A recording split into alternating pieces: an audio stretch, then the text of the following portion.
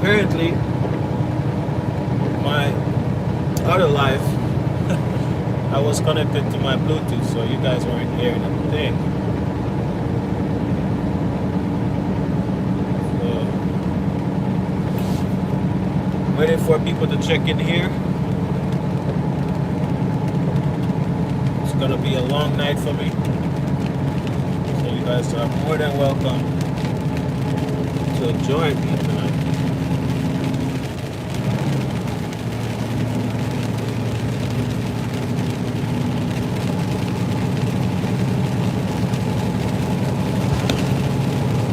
So apparently, guys, my previous live, the audio was turned off.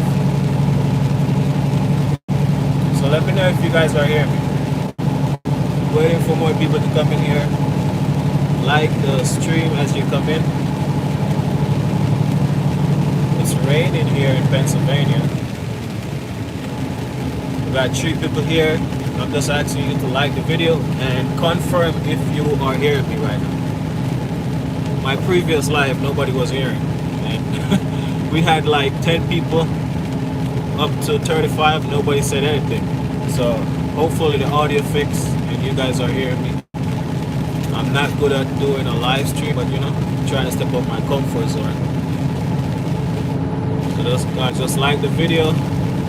Let me know. Alright, so Austin, what's up, brother? Austin, are you hearing me? So I mean, that seems as if you're here. So I just attempted another live before this one, and apparently the audio was turned off. So as you come in, just like the video. I was basically talking to myself. I was wondering why nobody's responding, you know? Like something must be wrong. Alright, so you're here. Alright, good brother, thanks for that. We had like 35 people and nobody was here.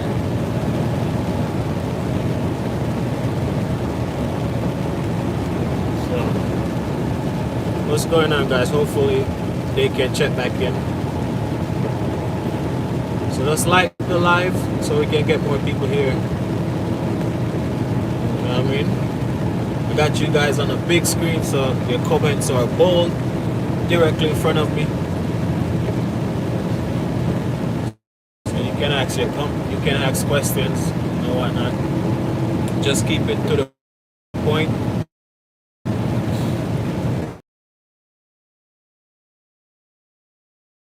Check 2 people here, like the video. So this is my second attempt at this live stream.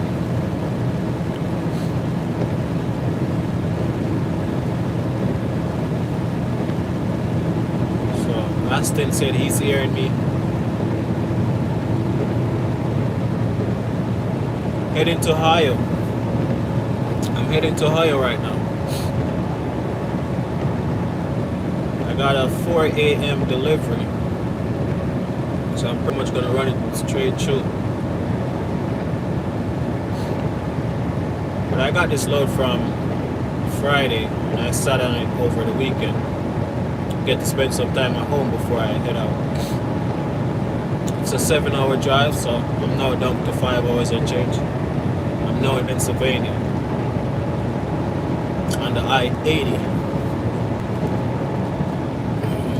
Them 1 people. So we got 2 people here. Just make sure we have 2 likes on the video. Want to get more people here. Ask your questions. I can see your comments bold, plain as day. What you guys think about the new type of content that I'm doing? Earlier when I started out, I was doing gas. So you know, I started off with some shifting videos, and that video, those type of video were a success. So what you guys think about the new like vlog type of video that I'm doing right now? What's your feedback?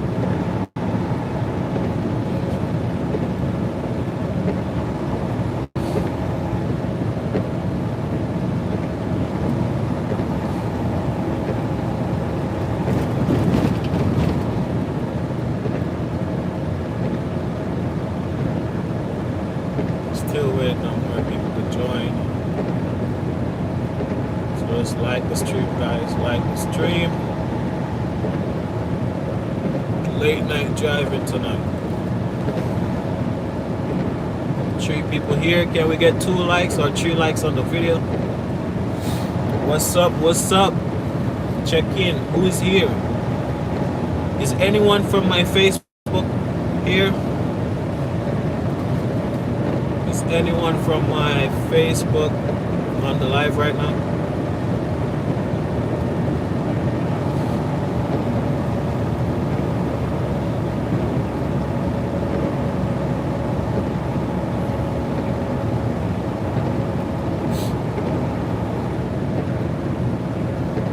Make sure you guys are hearing me.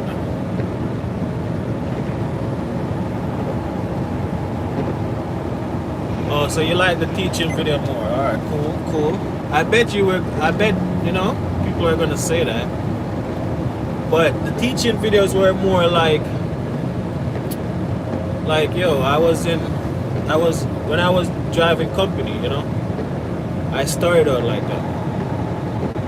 But kind of want to just transition the thing the right way. So I'm pretty much just stepping out my comfort zone. But the vlogs are still teaching. It's just that it's not as to the point as the other one.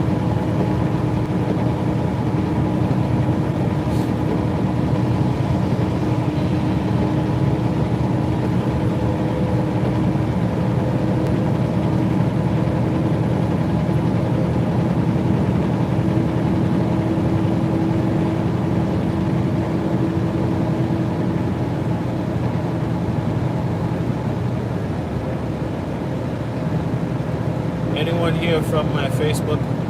Let me know.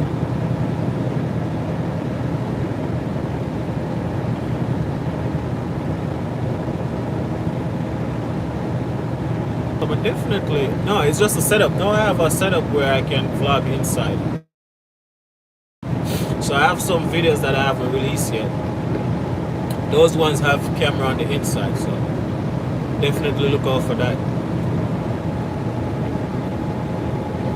But I really think I should narrow down the video to like 15 minutes, 20 minutes max. I'm more like trying to be more concise on the vlogs until it kind of grows some more,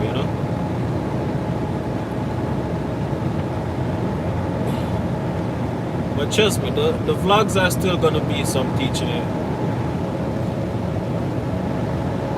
Like this video that I need to upload, I was talking about axle weight. I had a heavy load and I had to distribute the weight. So yeah. Yeah man, so the new videos that I'm gonna drop is gonna have some in-cab view and also outside. So 2 people here. So like the video, guys, so we get some more people here. I'm thinking about doing more live streams on when I'm loading and unloading. Because usually that takes like 45 minutes to an hour. So I definitely have time to just sit down and discuss things with you guys. So I'm gonna start doing that soon. But I definitely have the setup now where I can vlog inside. Those type of videos coming in soon also.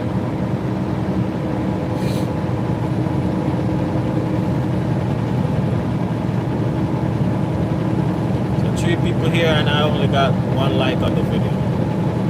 Like up the video, people.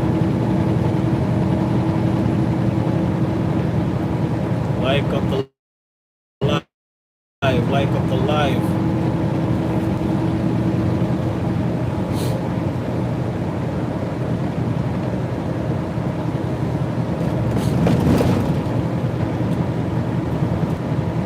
The biggest thing we need to improve on is the audio quality.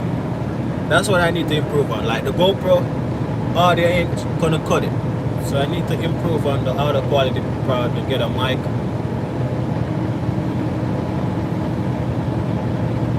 What's up? What's up? Who's saying hi? What's up, man? Hey, man, just give me a thumbs up on the live stream so we get more people here. I had 35 people on my previous live, but apparently no one was hearing me and nobody said anything.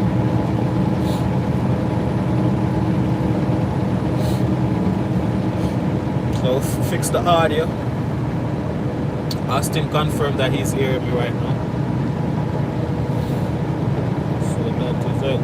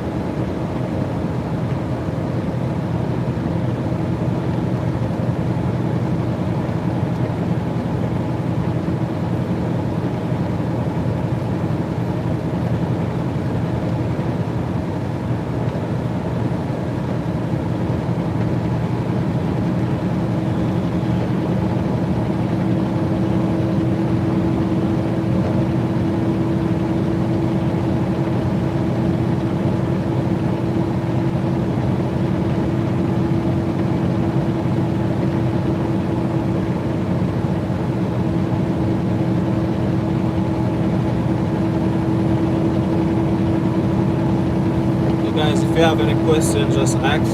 I can see your comment boiled. Like, got you guys on a tablet. So I can see your comments bold as there.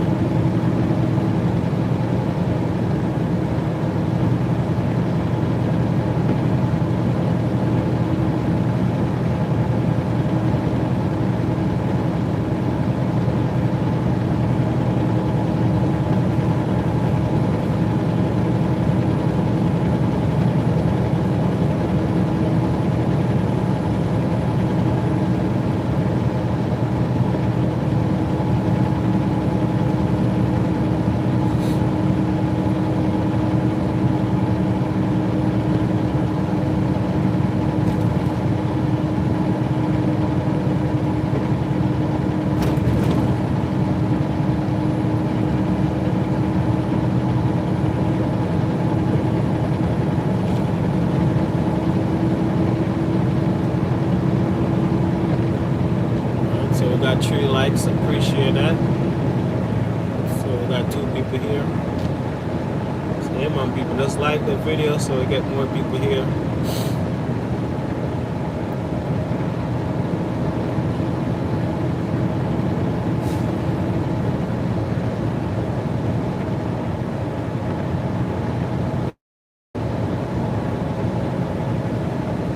Anybody from over my Facebook join in?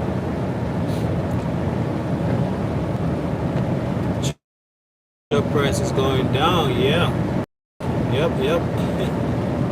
It's gonna go down even more.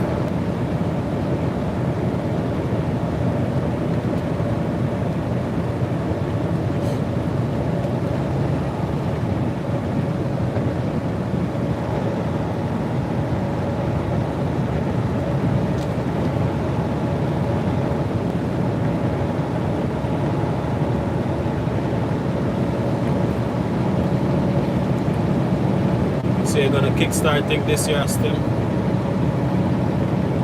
Yeah, if you have the bag, go on. Just make sure you get the right truck. Look over the truck, you get it inspected and everything. Buyer's inspection, do that. If you can do an oil sample, you do an oil sample also. The oil sample is more important than the dyno.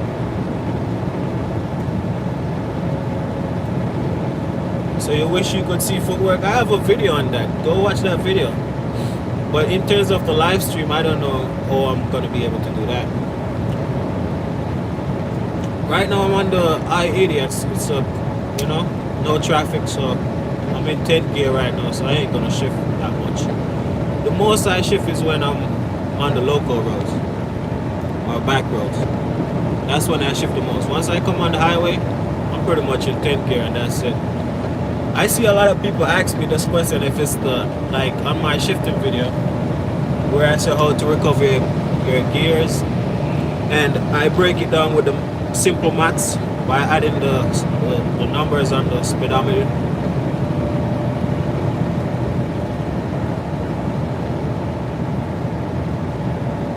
So oh yeah. We don't really use the cruise control like that, you know, cause my life feel like, you know, I think if me lose miles per gallon when we use those cruise control. My life we just use steady. Like right now, me just have my toe on the pedal, and that's just steady. I think when I have it on the cruise control, I get less miles per gallon.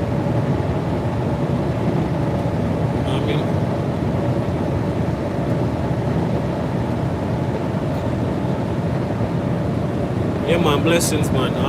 Always trying to be safe on the road. Like right now, it's raining, and you see how great my following distance is. You know what I mean? I had one incident just before Christmas when I was backing up, and I snapped the cab wing on the back of my cab. But I reinstalled it immediately. But yeah, I shared in the community. You can go there and see it. I was backing up and I jackknifed too much, and I snapped the cab wings, man. But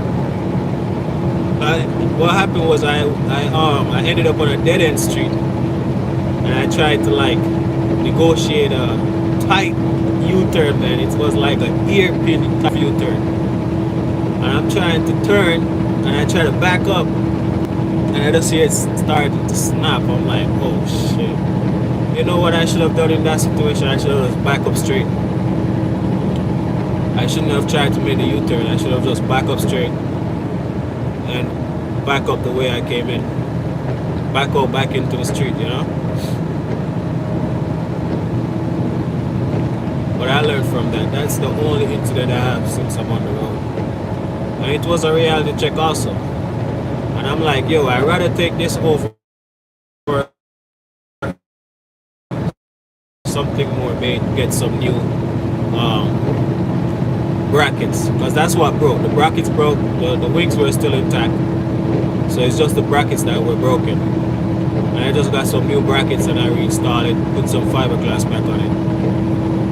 And it looked just like how it was before. But I had to put some screws in it. It looked ugly without the cab wings, believe me.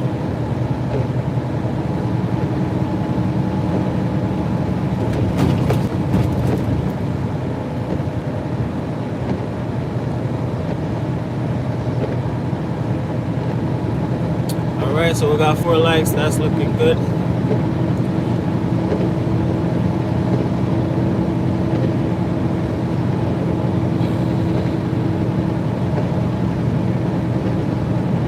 What you guys think about the new type of content that I'm doing?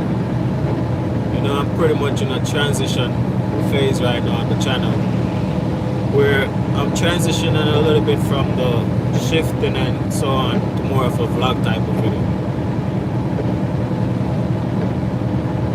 So I'm just asking you guys to just grow with the channel and be supportive.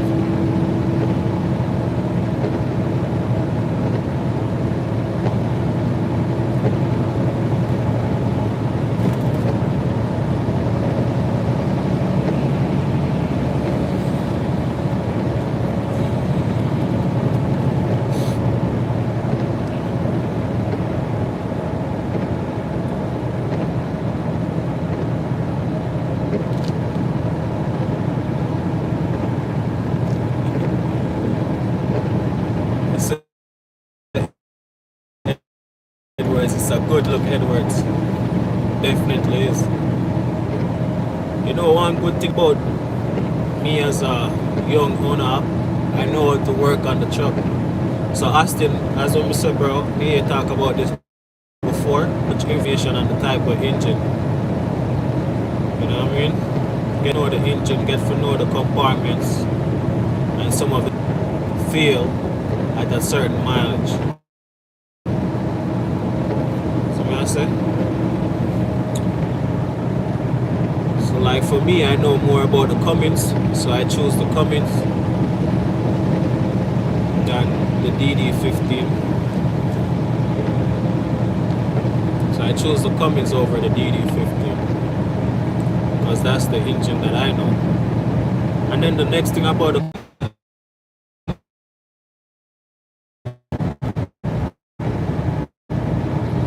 driving through some dead spots right now, guys, so my signal is going down.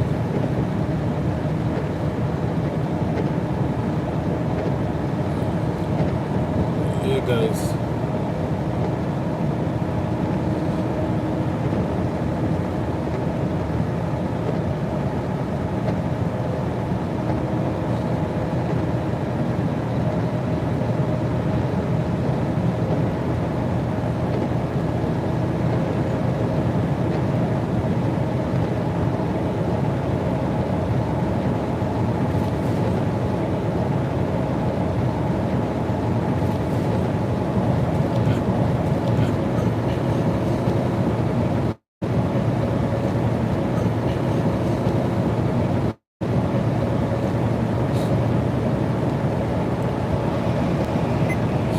Glad to me I start off the week in the Midwest because they have better loads over there.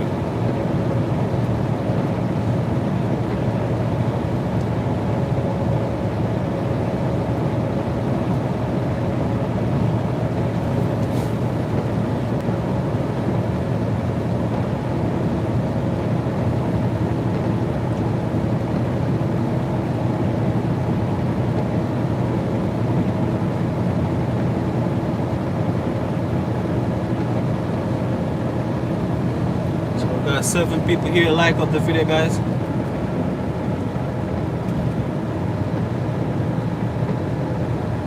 Yeah man, big up yourself, Austin. We'll keep in touch. So we got 7 people here, guys, like the video. If you comment, guys, I can see you comment. Okay, so your videos are very helpful.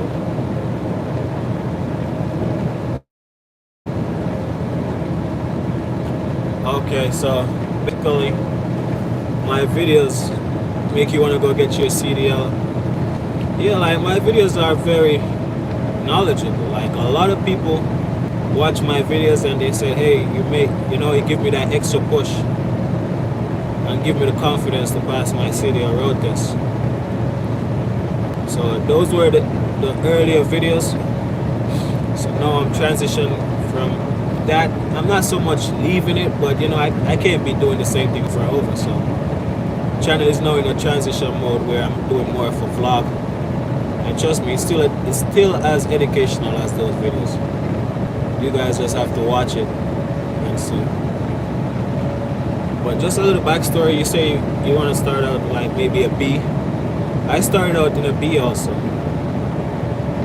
I started off with a B license, got my experience doing school bus, and then from there I started driving like paper shredding box truck.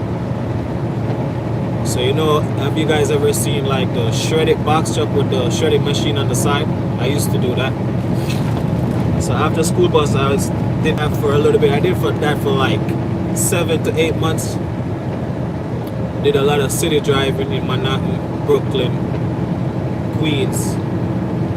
So that's how I know those areas. So I'm not too, I'm not afraid of going in Brooklyn and Queens with a tractor trailer, because I know my way around, and I go there. So after doing that, I went to Clean Harbors. I did 8 months at Clean Harbors also. That's when I learned how to start driving manual, because I went there, didn't know how to drive manual. And I got a car, 5-speed car, and I taught myself how to. And then they sent me on a training, like a 2-week training out of state. And then I was in their yard just practicing. You know what I mean? But it's pretty much my car. When I got that car, that's how I learned how to drive manual. with a 5 speed, and that's how I learned to float gears. Also, I started off floating gears in a 5 speed car.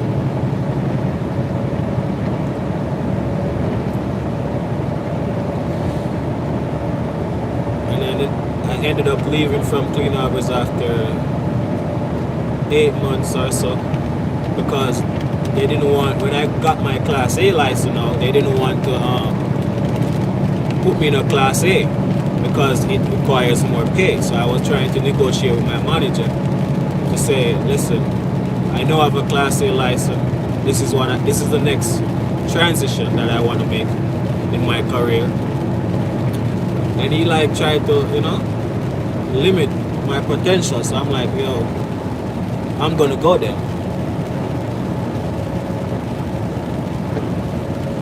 No, man, it's not impossible. It's just that you have to be confident, my friend. You have to know how it works also. So if you're trying to learn how to shift, you want to know the concept behind shifting, at what RPM you should shift at what RPM you should don't shift at, and you just apply what you know. You know what I mean? So back to that story, Clean Harbors didn't want to put me in a Class A truck because they have all different type of Class A. They got tankers, they got roll-off tractor trailers. So they tried to like limit my potential. So I'm like, all right, I'm not gonna stay here then if you want to keep me in a Class B truck. So that's when I started doing gas. I had no experience when I started doing gas, and I was just so grateful for that guy, the manager. When I went to get that job, I didn't know how to drive manual so good, but I know how to, double clutch and stuff. So we went there, he's like, yo, do a test. That's how I did that road test, and he was impressed. I was very verbal on the road signs and stuff. He liked the commentary and everything. So that's why I shared that video, because it worked for me. So I'm like, if this worked for me and the guy was so impressed by it, why it wouldn't work for somebody else? And I did that same thing when I was taking my CDL road test also. It helps you be at ease, it helps you feel comfortable, it helps with your confidence also. So it's a good thing to do. Because a lot of other people are not doing that. They're not trying to say, approaching traffic light, proceed with caution. Nobody's doing that much. People are nervous. So which one do you rather do? You rather be there nervous next to the examiner, or you rather get comfortable and let the examiner feel at ease that you're in control, So that helps.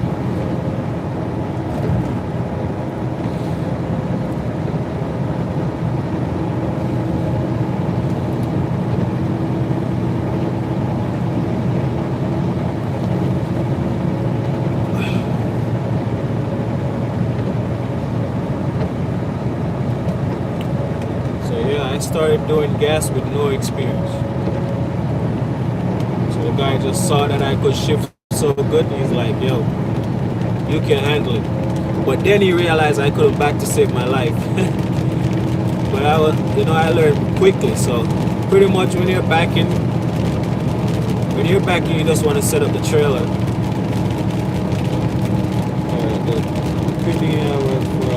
Roll off. Yeah, roll off is not bad. I did that on the straight trucks. So the B trucks, I did that. And they also have the roll off on the tractor trailers also. That's the one I wanted to do. And they wouldn't allow me. But on the straight trucks, it's easy.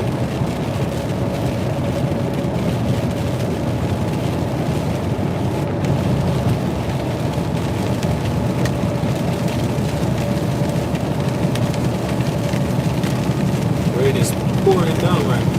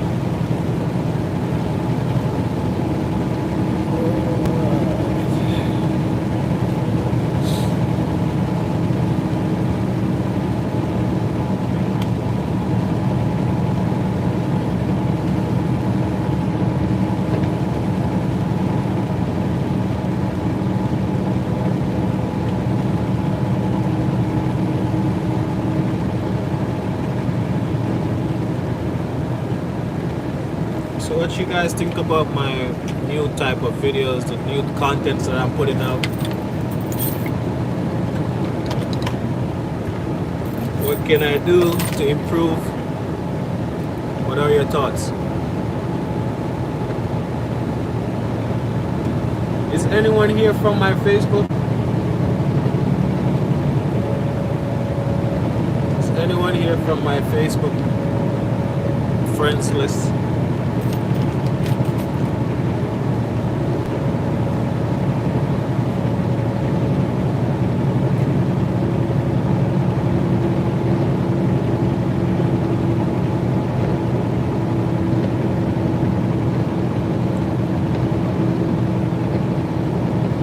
Give me a thumbs up on the stream, guys.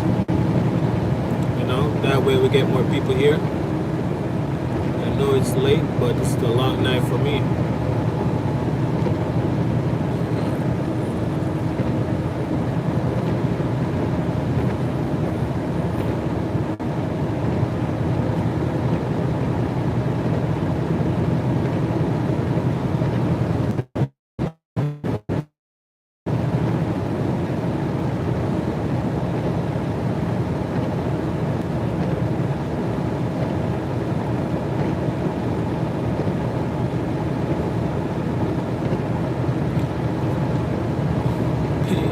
Trust me, man, I don't feel stressed when I'm out here.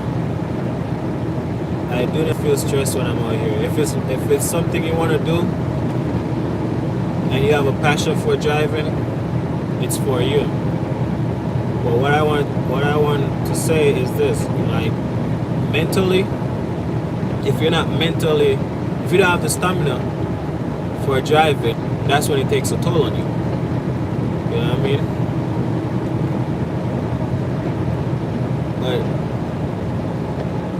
So if you have a passion for driving, then it's second nature.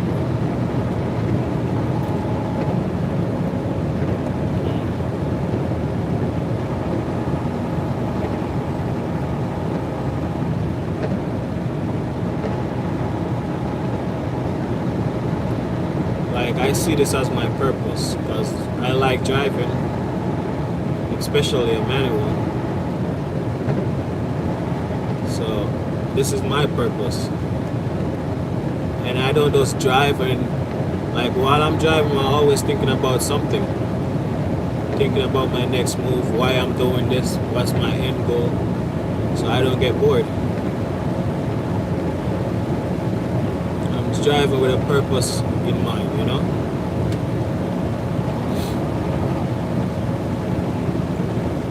But it's something that you definitely gotta control your sleep schedule also. So you gotta make sure you get enough rest.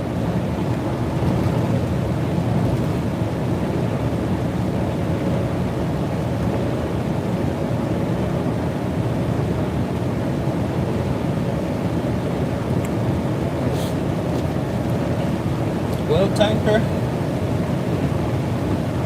that was the first thing I did. I did tanker on the Class A side. That was the first thing I did. I never did dump truck. I always wanted to try dump truck, but roll off is close to it, so I did roll off for a little bit. And the only thing about the roll off was the can. Like, when you're trying to pull the roller up, or you're dropping it, when you're dropping the can, or you're trying to bring it up, you just don't want it to jump off the rail. If it jumps off the rail, you're that's a problem. You know, that's the only thing that I was afraid of when I was doing roll-off. But for the little time that I did it for, I never had that situation. And then the ground plays a factor too, because if you're picking up on a dirt ground, where especially if it's soft, sometimes the can go in the ground as you're trying to go under it. And that's, it becomes very difficult trying to pull it up on the back of the truck. But I only did that for a short time. If I'm to choose between tanker or roll-off, I don't know much about the dump truck, but I'm just using roll-off as the one that I'm comparing it to. So I would choose tanker over the roll off, and the tanker would pay better. The tanker would pay better.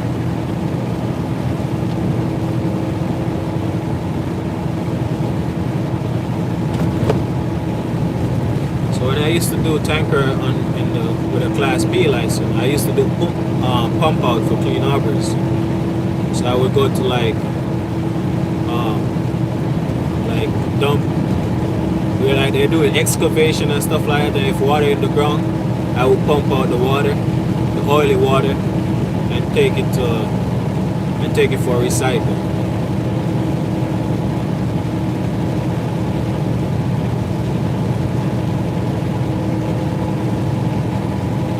Yeah, so I mean, tanker is more relaxed, if you ask me. It's more relaxed.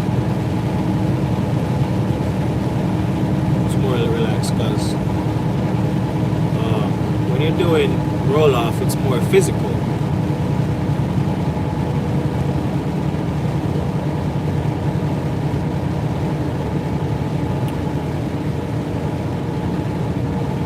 And then when I was delivering fuel, that a lot of people say, hey, that's hard because you gotta lift up the hose. You see, if you go to my video on how to, like, the day in the life of a fuel driver, you see how I deliver the fuel.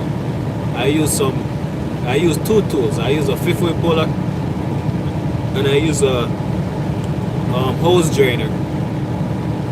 So I'm not lifting the hose as much. It makes my job a lot easier. And I did fuel for 1 year, and then I transitioned from fuel into doing what I'm doing now. So fuel definitely worth it. Fuel can put you in a position to get your own truck because it pays the best out of all the driving jobs that I did in my 4 years of driving.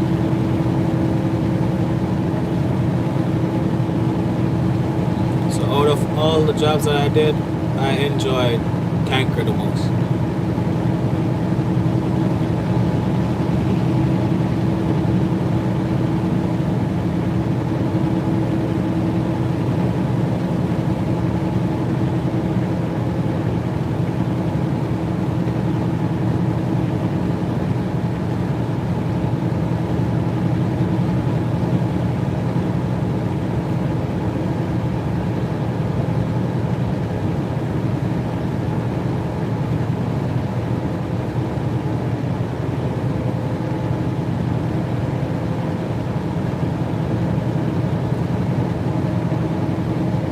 Hey, like the video, guys, please like the video. We'll get more people here. Give me a thumbs up on the video.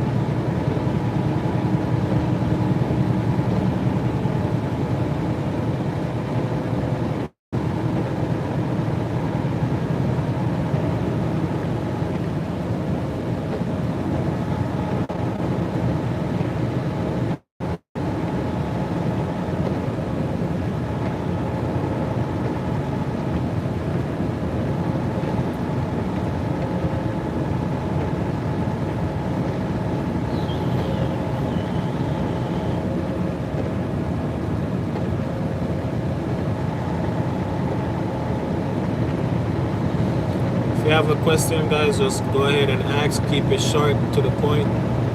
I can see your comments plain as day. So I'm heading to Ohio right now to deliver a load at 4 a.m. So I got like probably 5 hours left to drive.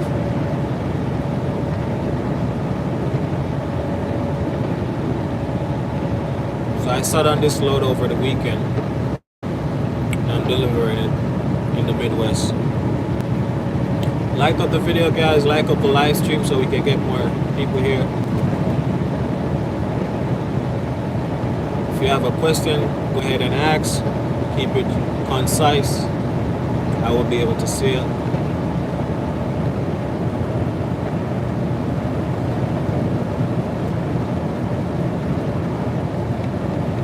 And the Midwest is a good market, so that's why I'm heading there right now.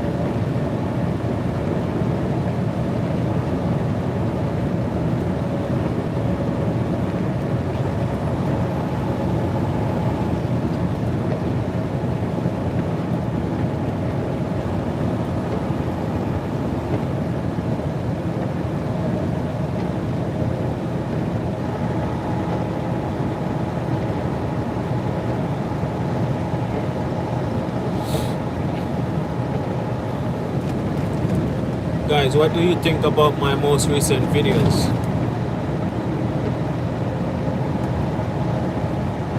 Should I keep those type of content?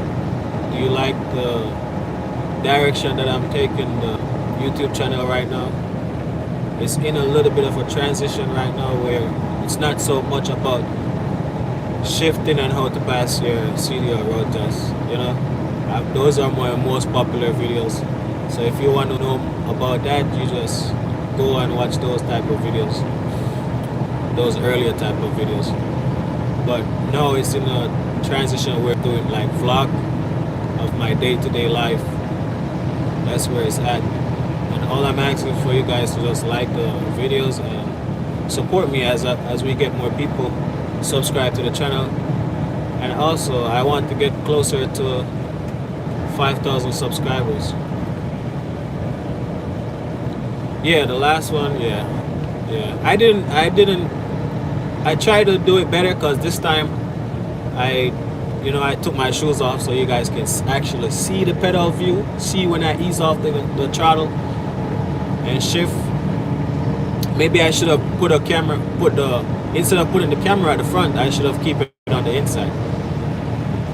I should have keep the camera on the inside so you see the the same time when I'm moving my foot and the shifter, simultaneously. So as I ease off the gas, I ease off the shifter. I took it out of gear, put in the next gear, and that takes like 2 seconds to do.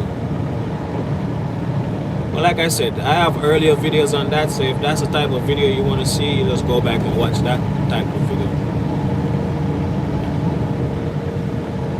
But the vlogs are gonna be as informative just as those type of video,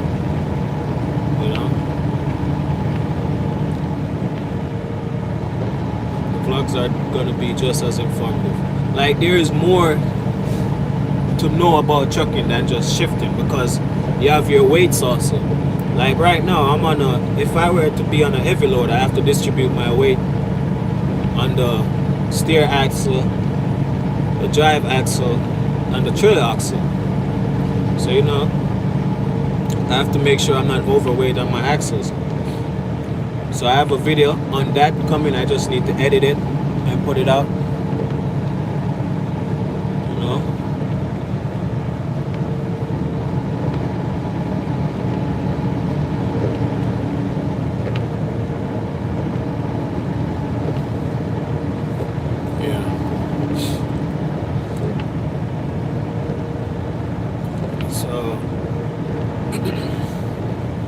Yeah, guys.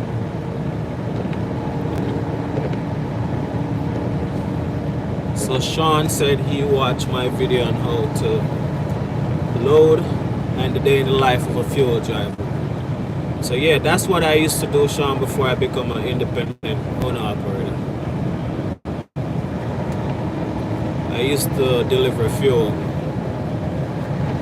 And at the time when I wanted a video, I need to get in front of this guy because he's going slow.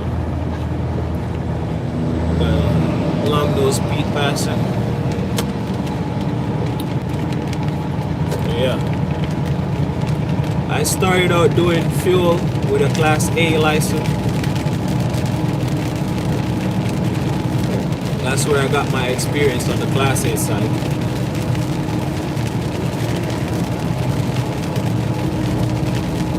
So at the time when I was getting in fuel, I didn't see much video on how to load the trail, how to load safely, you know. So I thought creating that video would be very informative.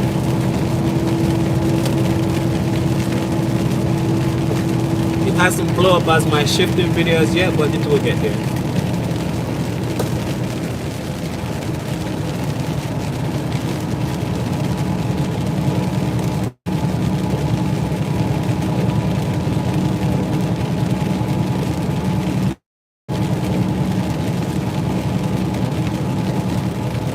Like I'm doing drive-in right now.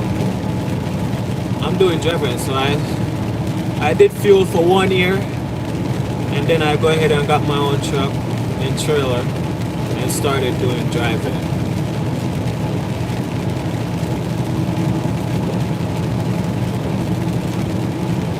But in my first year of being an independent owner, this is the way, like this is the avenue that a lot of new people take driving, so it's like a saturated market.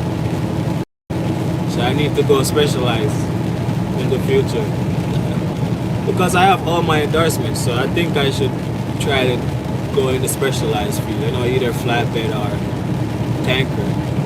But tanker trailers are expensive, man. For the fuel tanker trailers, those are expensive.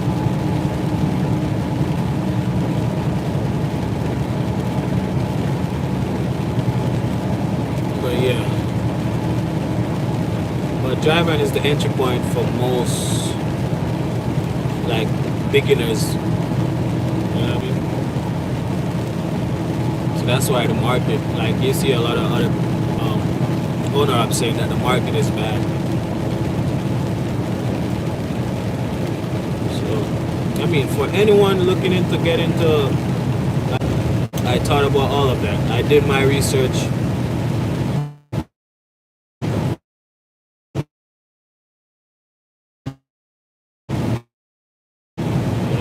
It's for others, but you have people come out here, they don't know what they're doing. You know, they used to make like say $600, not bashing anybody on what they used to make, but if you used to make like $600 and you come out here with your truck and you see $600 for a load, you're like, oh, that's better than what I used to get.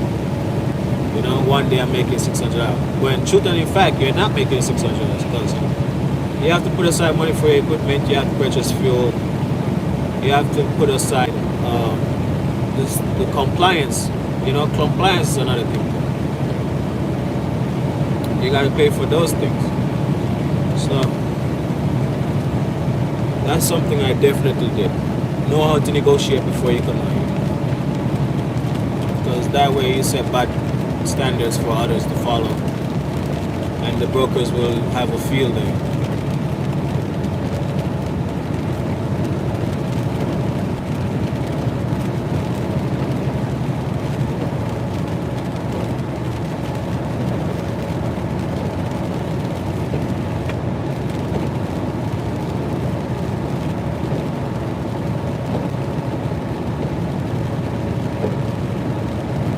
So Sean, are you company or you're owner?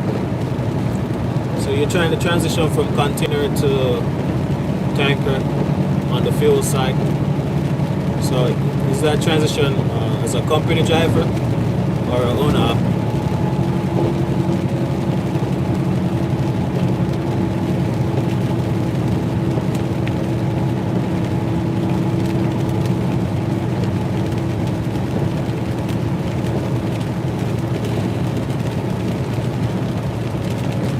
Remember to like the video, guys. Like up the stream. Company driver for now. Okay, Sean.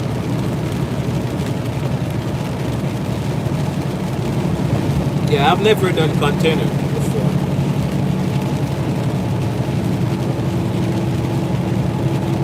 I've never done container, but I have my Twig card.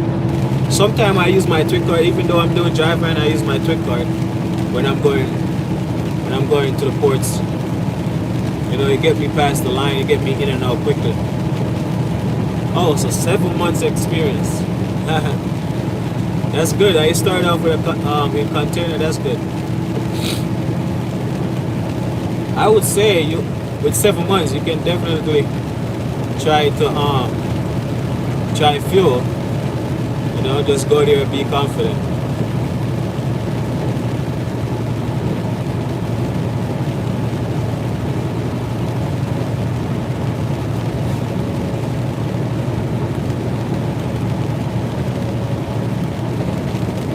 Just like driving. Driving is pretty much no touch. No touch. Just bumping ducks.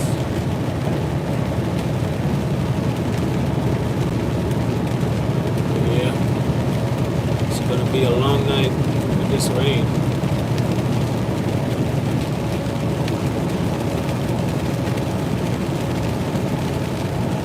See, like this type of driving, I'm used to it because when I was doing fuel, I did the graveyard shift. So night driving is like easy for me. Oh yeah, that's a plus. That's a plus. And make sure like you're when you're doing your interview, you negotiate based off your endorsements. That gives you an advantage over other drivers.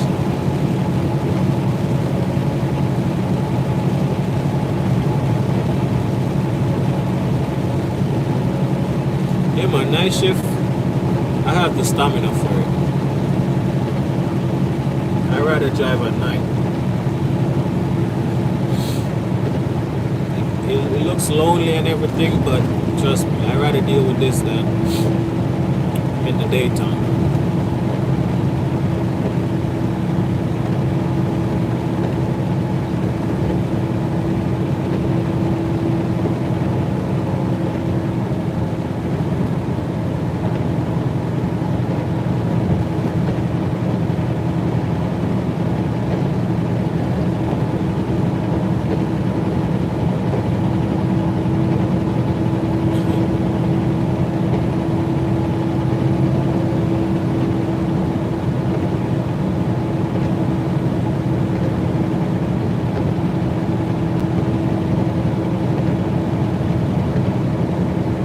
Alright, brother, catch you on the next live.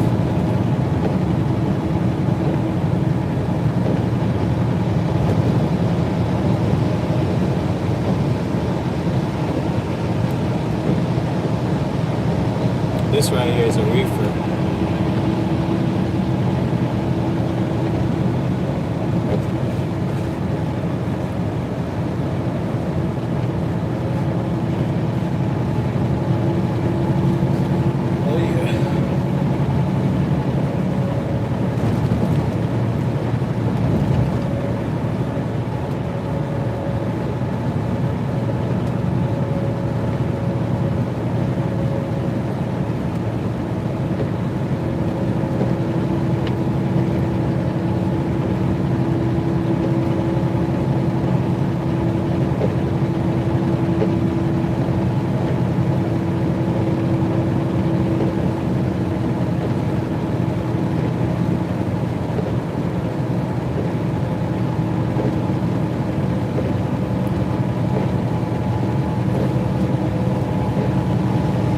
Like the video, guys. If you're here, just put a thumbs up on the video.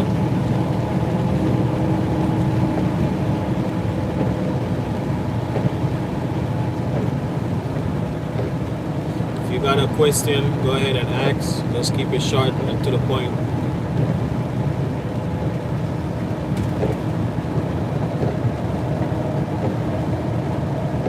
We're gonna have to stop at this rest here.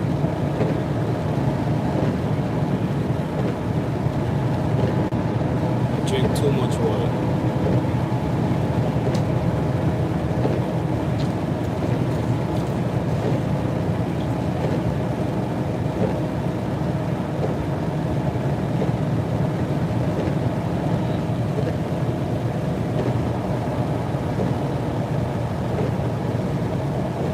Let's go for deers. Rest here probably pop right now. Like sardine right now.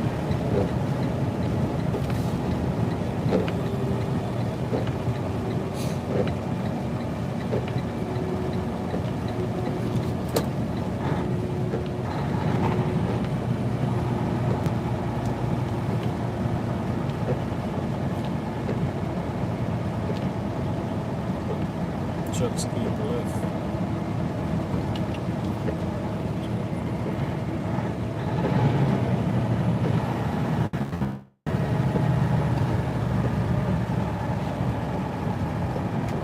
Oh no, they got base. That's cool, man.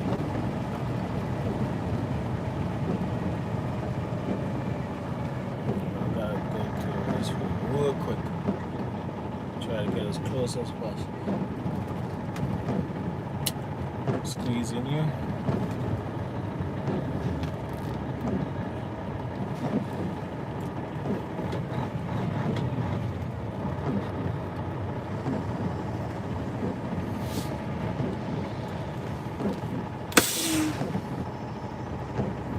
Oh yeah.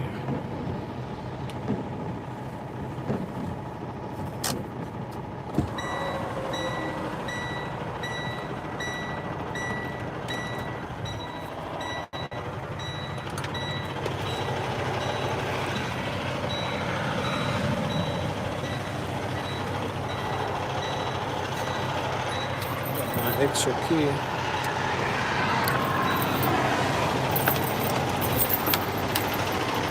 Had too much water to drink.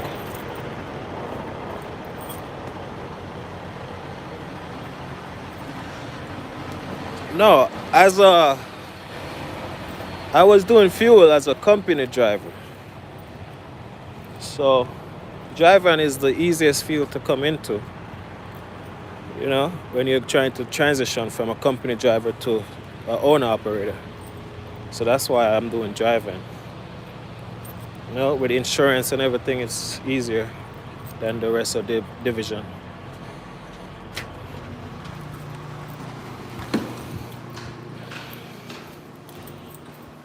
So fuel, I did fuel as a company driver.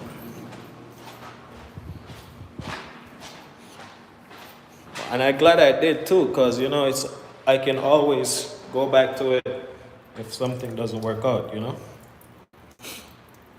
So if what I'm doing right now doesn't work out, I can always go back to doing fuel.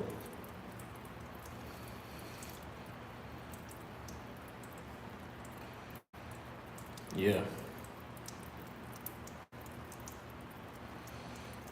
Yep. This is a suck part about being a truck driver. Can't drink too much water. And I like to drink water too, so.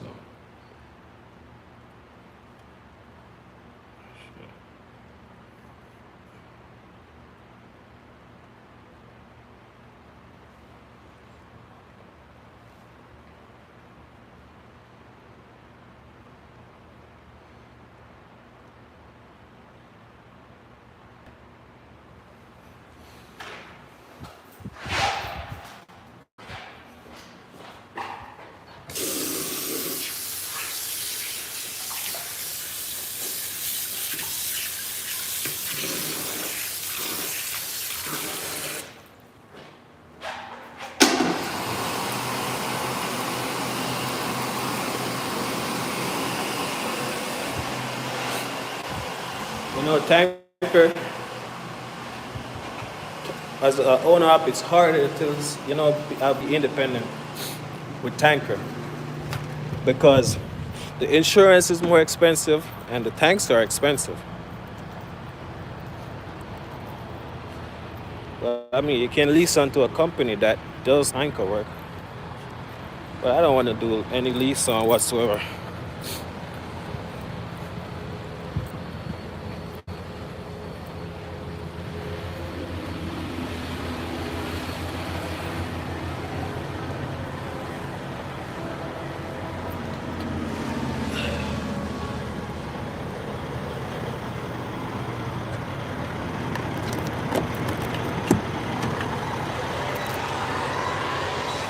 Oh yeah.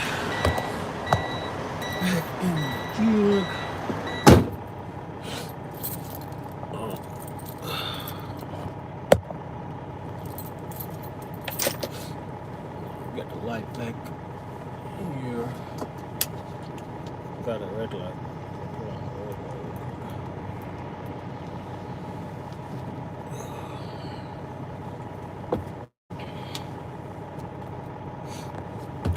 Sign back on my ELD. Back, guys.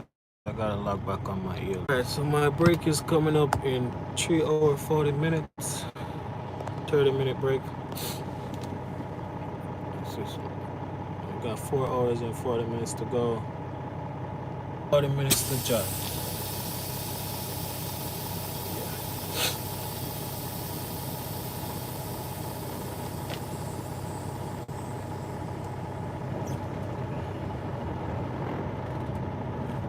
Check this out. Let's see if I'm gonna be able to get out here. See where that? Well, he looks good. It's not too far out.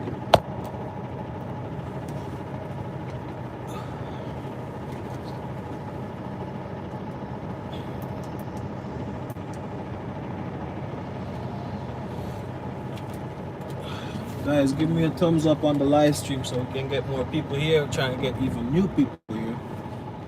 Subscribe to the channel. Let me know what you all think about my new type of videos. Yeah, it's gonna be tight. It's gonna be tight. Gotta hug it close to the curve. Come on. Get the trailer tandem to his bumper. Alright, cool.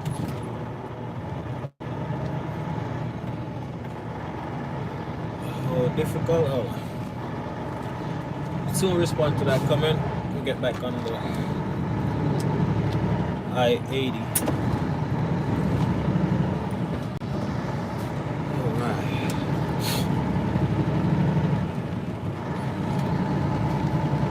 Get up to speed. Hope this on-ramp is long enough where I can build my speed up.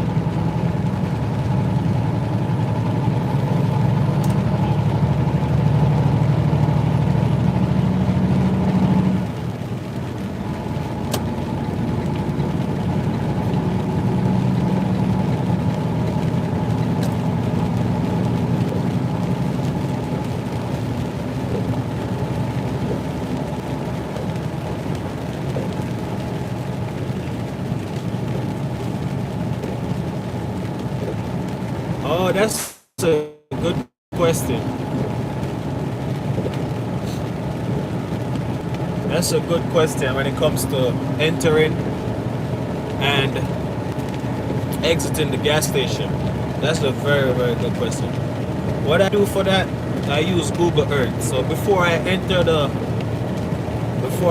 gas station, while I'm loading, I'm doing like a survey of the gas station, getting a satellite image of how I'm going to go on there and how I'm going to exit. And when you're doing gas, the side that you drop the gas on is on the right side of your truck, so it's the passenger side. So you definitely want to know how you're going to set up, how you're going to enter, and how you're going to get off. So the survey helps with that, the satellite imagery. So I always do a survey. If I'm going to a station for the first time, I try to pull up the satellite imagery, see how I'm going to enter and how I'm going to get off. In most cases, you're going to have an in and out. In some cases, it's only one way in and one way out. There might be another driveway, but you probably won't be able to squeeze past, go around the gas station outside of the pump and try to go to the exit.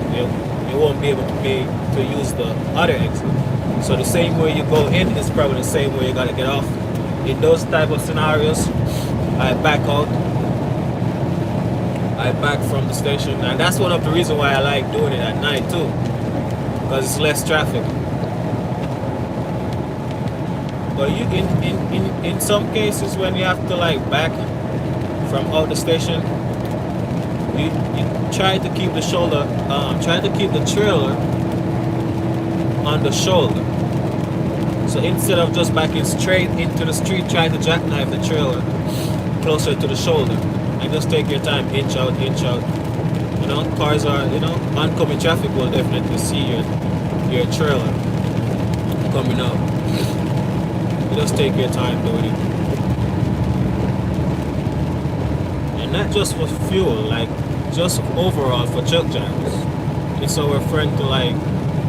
It's always a good thing to see where you're going before you get there. Even though I'm doing driving, I still do that.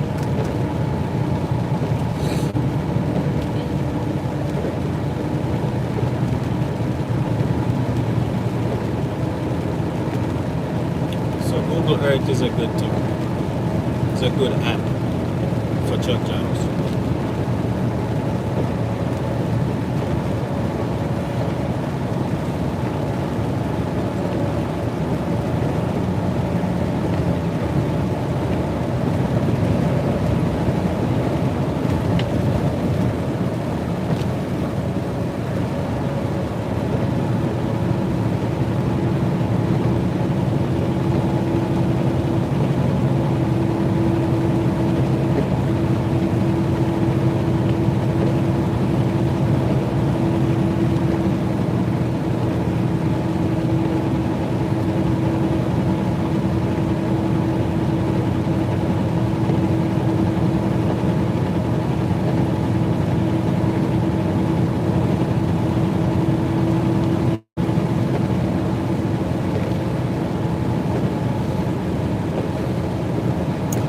So who is here, guys? Let me know. Keep your comments short and to the point. If you have any question, go ahead and ask. And give me a thumbs up on the live stream.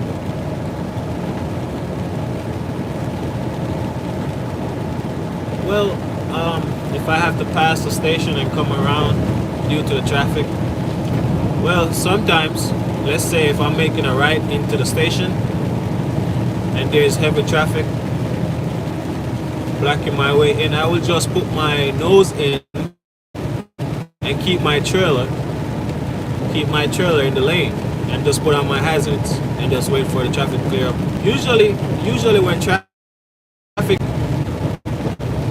you see, because I did it the graveyard shift, I never encounter a lot of that. But maybe in the daytime, but that's what I would do if I had like a situation like that. I just put the nose in and just leave the trailer in the lane that I'm turning from. And just put my hazard on and just wait for the car to get out of the way. But like I said, when they see the gas truck coming, they tend to get out of the way. Because they know that you're about to deliver fuel.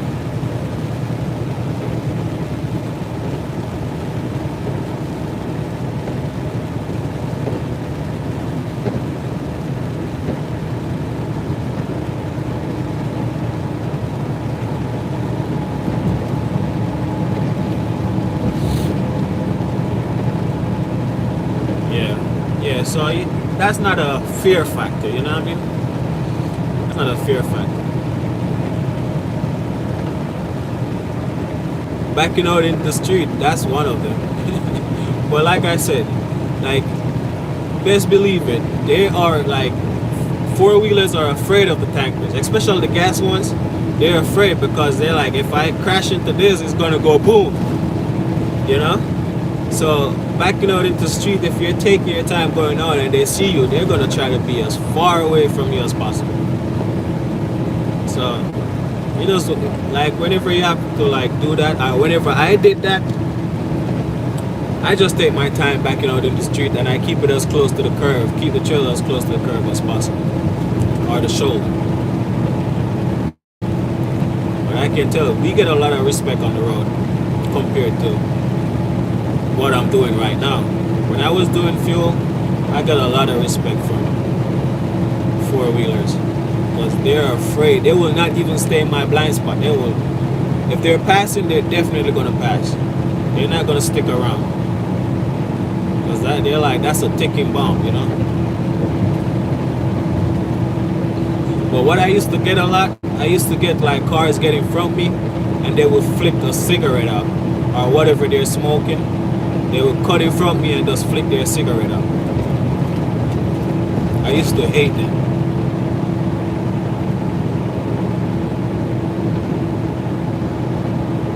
I used to get that a lot. I see that more than how I see it when I'm doing driving. So a car will pass, and if they're smoking inside, they just flick the cigarette out. Don't give a crap. They're like, you go die.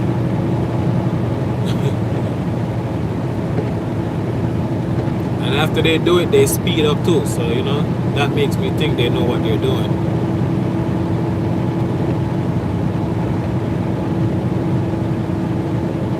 But that's not a big deal. Like that, yeah, that's not a problem, to be honest. But you know, it's just the thought behind it. It's just the thought behind it. Like, why would you try to flick your cigarette and you know I'm transporting flammable liquid? The black cars show you all of that. You know what I mean? And it's since I'm doing driving, I'm like, no, that wasn't coincidental at all. Because I will see it time after time people do that. And this is another thing I will see too. I remember one time I was dropping the gas at the station, and this dude walk up right next to where I'm delivering, dropping the gas, smoking. I'm like, what are you doing? I remember taking my fifth wheel puller. I'm like, yo, I'm gonna smack the shit out of you if you walk in my workstation. I literally tell him I'm gonna slap him with my fifth wheel puller. Because I use that a lot when I'm working. I use it to open the fills. This dude walked in my workstation smoking a cigarette. And I told him, yo, I'm gonna smack the shit out of you right now. I had that happen to me one time. I always hear a driver talk about that. Be aware of that. Some numbskull trying to, you know, pull that off. Like you're trying to go on a suicide mission. Yeah, like you will have the right to knock that person out, bro. You will not be in the wrong. Trust me. So that's why I was so like inclined to hit it. If he didn't move, I probably would have. Because I'm like, you're not gonna kill me. You know what I mean? I don't know what you're gonna do. You're not gonna get me killed today.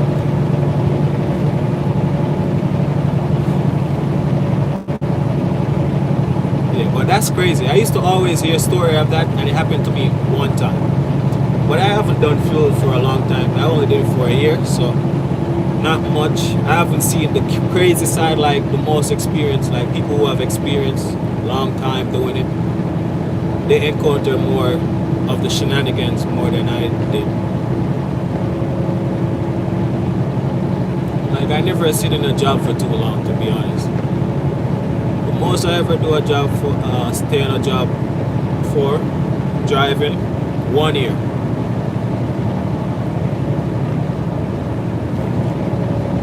One year is the most. And I've been driving for 4 years. I came in the country in 2017.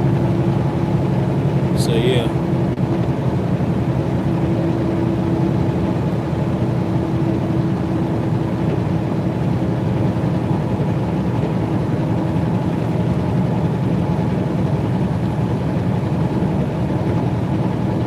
So I missed some comments. Hey Farad, I'm getting my studio. What companies do you? Well, like I said, guys, I haven't been a company driver for long, so I don't really know. Like, I can count on my finger how many jobs I have done throughout my time. I was a B driver at first, so I got my experience doing school bus. Transition from school bus to doing paper shredding on a box truck. I did paper shredding for 6 months, and And then I went to Clean Harbors to do tanker. So that's where I started getting my tanker experience and driving manual at Clean Harbors. And then got my CD. I went back to school to get my Class A license. Go ahead, get my Class A license. Then Clean Harbors didn't want to put me in a tractor trailer because they didn't want to pay, the promotion money. Because I would get if they were to put me in a tractor trailer, I would get the promotion money plus a raise. They didn't want to do that, so I left. That's the reason why I left Clean Harbors. Clean Harbors is a good company. They train you and everything, but they only need you the most when they have that type of work. Like I was in New York, so it's not one of their big facility where they have the need for tractor trailer drivers. If they have one driver already, they're good.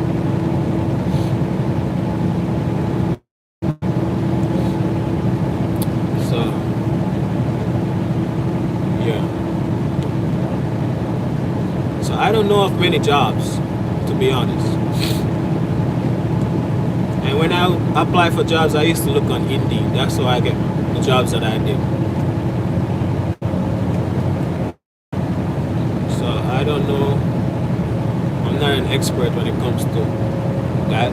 I just go on Indeed, put my resume out, and sometimes I don't wait to be called. I look up the address and I just go in, ask for a road test, like I go in confident, like I've been there before. So that's what I recommend. If you're trying to find a job, just look presentable, dress good, smell good, and be ready. Ask for a road test. If you know you're good at shifting, sound like you're good at shifting. Let them know, hey, put me in a truck and I'll show you what I can do. Take me on a road test. That's what I did. Because I started delivering fuel with no experience. I had no prior experience driving tractor trailer. Fresh out of CDL school, I went straight there because I'm like, this is the next transition I want to make. This is where I want to go. So when I went for the interview, I told the manager, I'm like, if you take me in a road test, you're gonna be impressed. You know what I mean? So said, so done.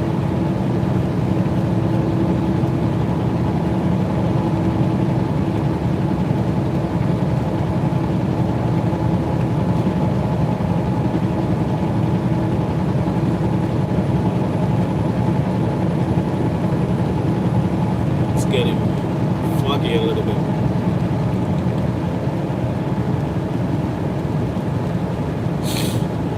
But yeah.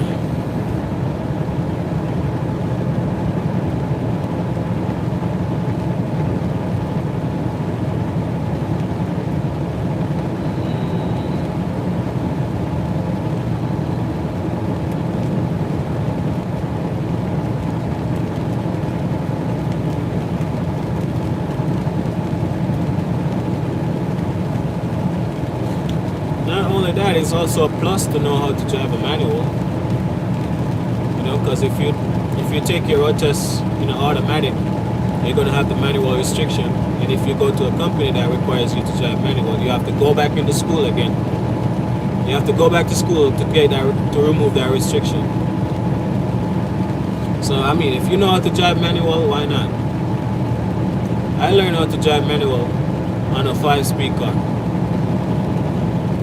And that's how I learned how to float gears also. I float the gears in a 5-speed. That's how I practice.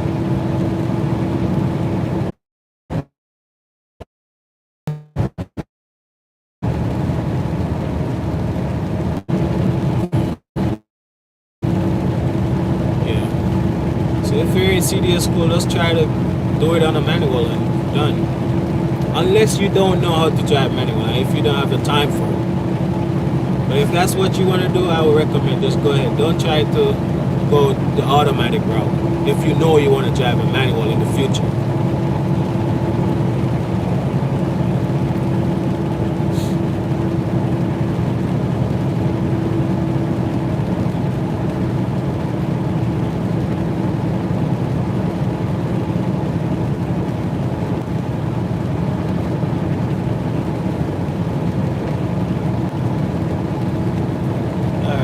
procedure of manual procedure course.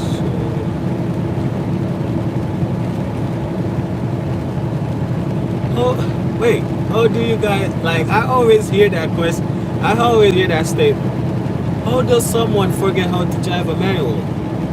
Like, if you know how to do it before, how do you forget? I don't know. I don't understand. I don't understand that. I seen that question. I seen that statement before. But I always ask myself, like a rhetorical question, like, how does one forget how to drive a manual? If you know how to do something, how you forget how to do it? Let me know. Because look, like recently I did a video on loading the fuel trailer.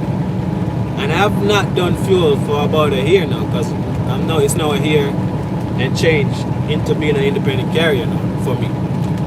And I went back to make that video, how to load a fuel tanker. And it's like I've still been doing it. I don't forget it. I don't forget how to do it.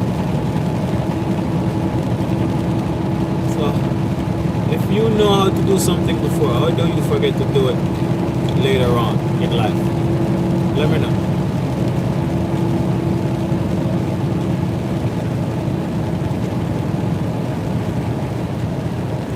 So that's what I'm saying. It's the concept. Like, if you're going to do something, you want to know the concept behind it. If you understand the concept behind it, then you won't forget it.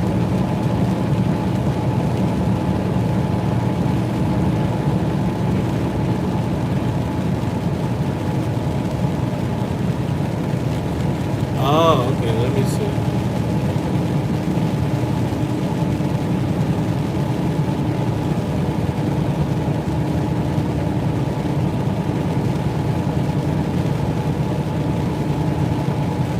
Oh, okay, now I understand. So that was the only manual car you ever driven? That was the only manual car you have ever driven?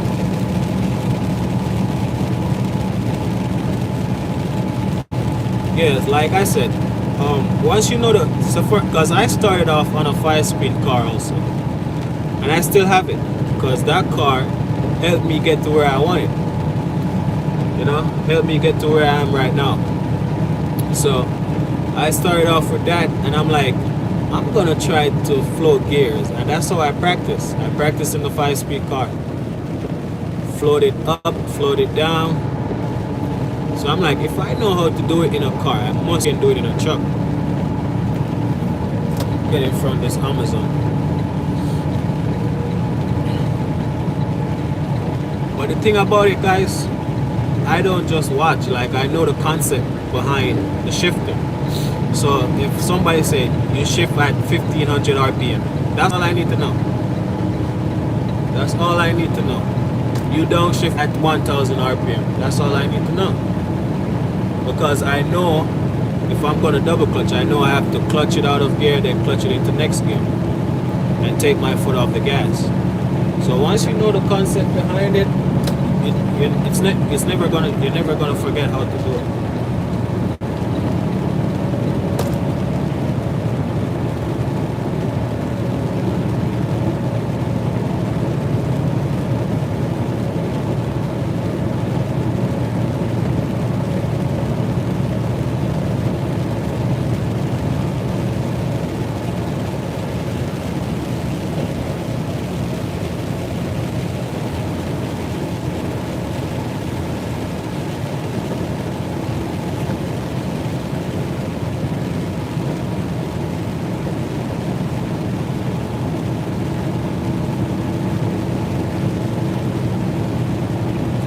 Yeah, that sounds good. Make sure it lasts, of course.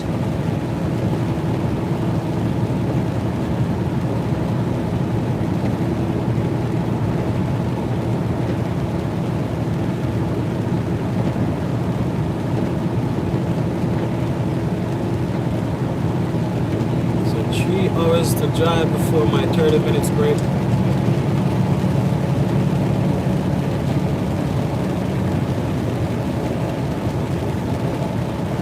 I'm in Pennsylvania on the I-80.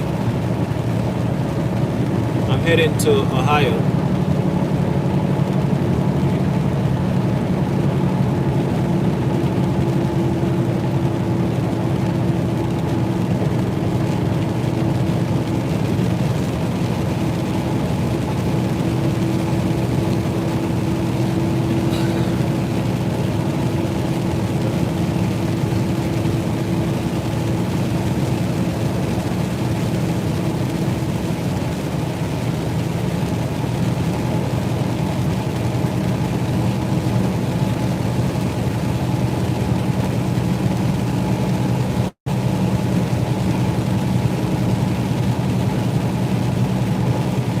But trust me, it's not a bad idea to learn how to drive a manual car before you try to, try a truck.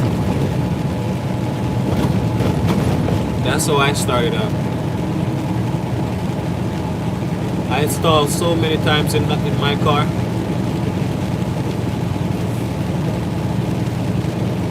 I rolled back, all that of stuff. But the thing is, I made the mistake in the car than in the truck.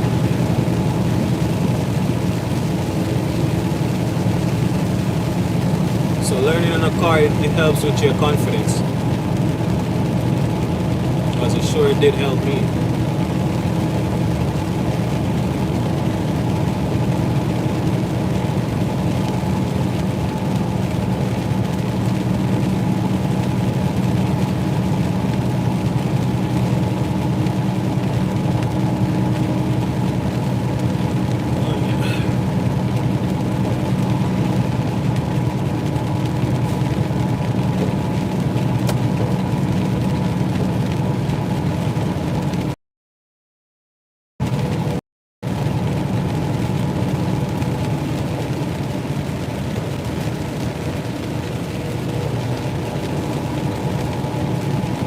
Pennsylvania has some crazy mountain, yeah. So get the likes up, guys. Give me a thumbs up on the live stream.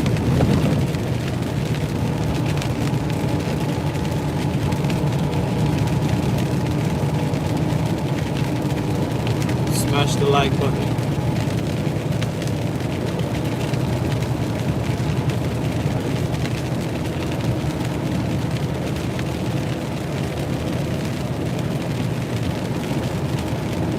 Yeah, Sean, so you have different size compartments. So you have the first compartment, and you have some trailers that have 6, but the one I'm used to, when I used to do it, I used to have a 5 compartment trailer. So the first compartment and the last compartment are the largest compartments, and then you have the middle compartments. You have the middle compartment. So, alright, let me give you a good case in point. The 12,000 gallon trailer, it's breakdown like this. The first compartment, like you say, 2,500. The last compartment, 2,500. It balanced the trailer. So those are the two largest. And then the middle compartment now, you would say, alright, 21. And then you have the middle one. Then the one after that, like the third, it's going to go down, and then you have the fourth, it go down. So yeah, the two largest ones are the front and the last. But you have different size, like you have 9,200, and the largest that I have done, that I know, is 12,000.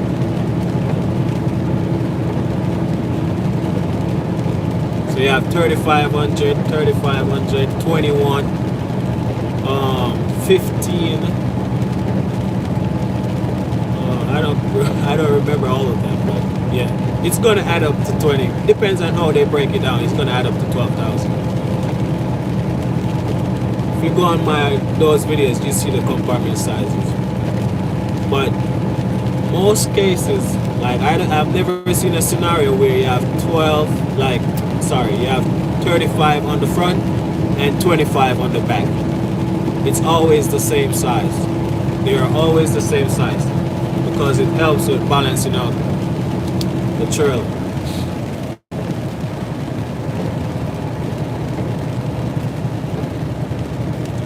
And then this is another thing to know too. If in the event that you're doing a short load, it is advised to put the load, like most of the liquid, on the drives. You know, opposed to putting it on the trailer axle. Because if you put most of the weight on the trailer axle and you're light on the drive, you're gonna fishtail. The trailer is gonna dance and everything.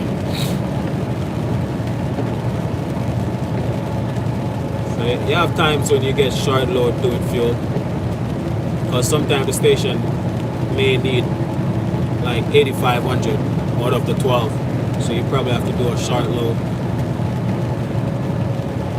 I do split sometimes where I give one station some of the fuel and then bring the rest to another. They call that a split.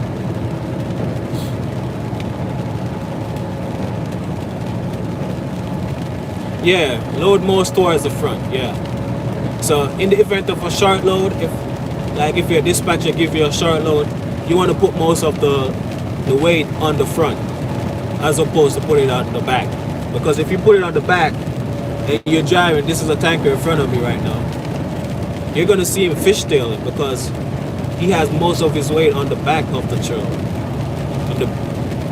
So when he's driving, he's fishtailing. The trailer is out of control. And it's liquid, so you're gonna have movement. But those gas trailers have baffles, so the movement is not as bad.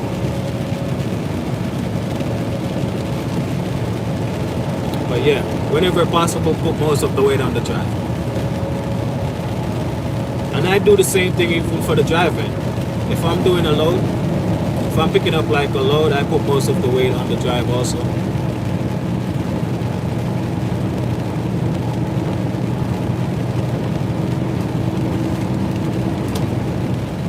It rides better when you put most of the weight on the drive.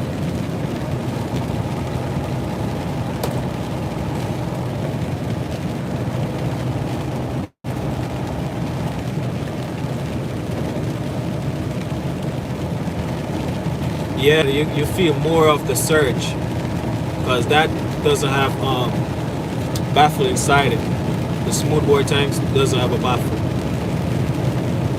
I think those are like the food grade trailer where they bring milk and stuff. So yeah, orange juice and stuff like that.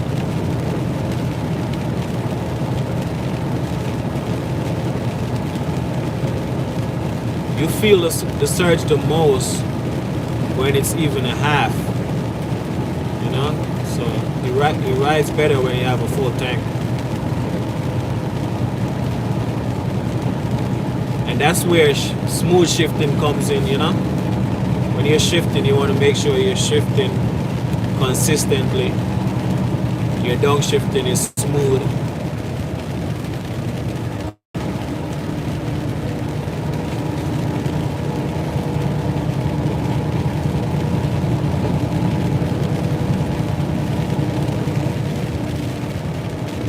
No, diesel can go in any compartment depending on the volume. Depending on the volume, it goes in any compartment. It doesn't matter.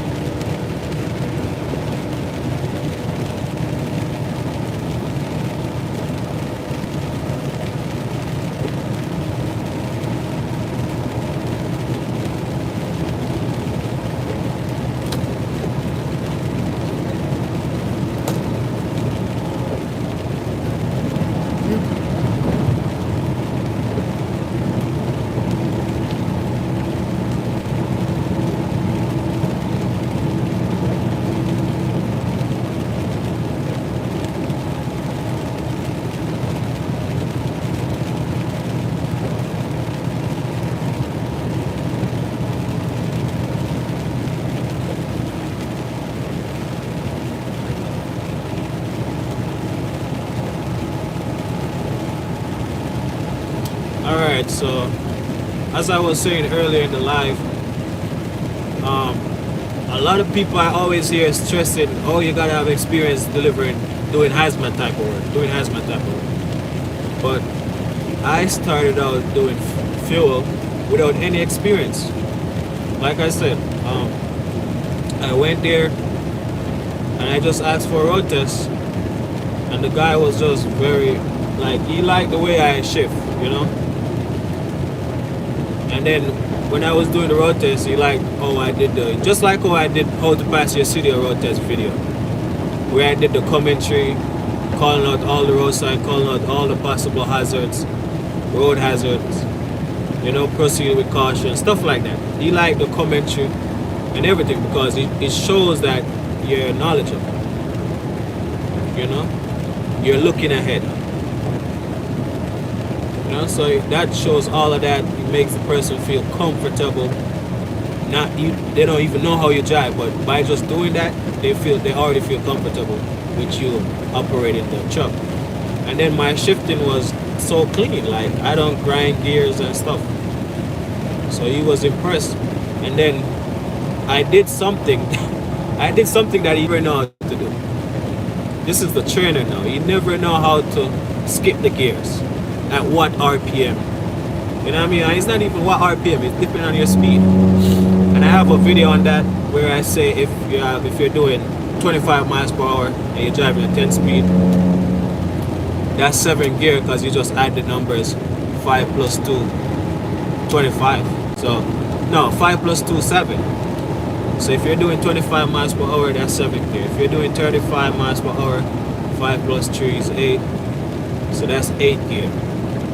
So he was like, how do you skip the gears? Because I went from 10th gear to 7th gear. And I said I did it just by my speed because I'm at 25 miles per hour, so I go in 7th gear. And he asked me, how do you know? Like, how you didn't go from 9, 8, you know? Do it in the descending order. I'm like, no, you can't skip it. So he learned something from me that day. And that's how I got the job. And then he showed me how to back, because I didn't know how to back to save my life. So while I was training for 2 weeks, he showed me how to back. He said pretty much, this is what he told me. When you're backing, just put the nose of the tractor in the direction that you want the trailer to go, and then start your backing. So if I need my trailer to go to the right, I turn, like when I'm pulling forward, I turn the nose of my, and that just made my back a lot easier.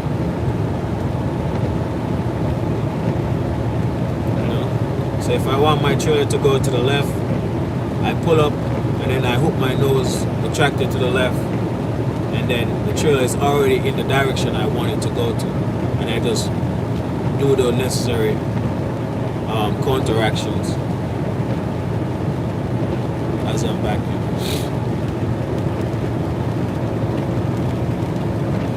So if you want to do a hazmat job, you just got to go in there, be confident, but you want to be good at, let's say if they have manual trucks, you want to know how to shift. You want to sell them something, you know what I mean? So you would say I got lucky, but it's not. I wouldn't call it luck. Yeah. Proper preparation prevent poor performance, you know?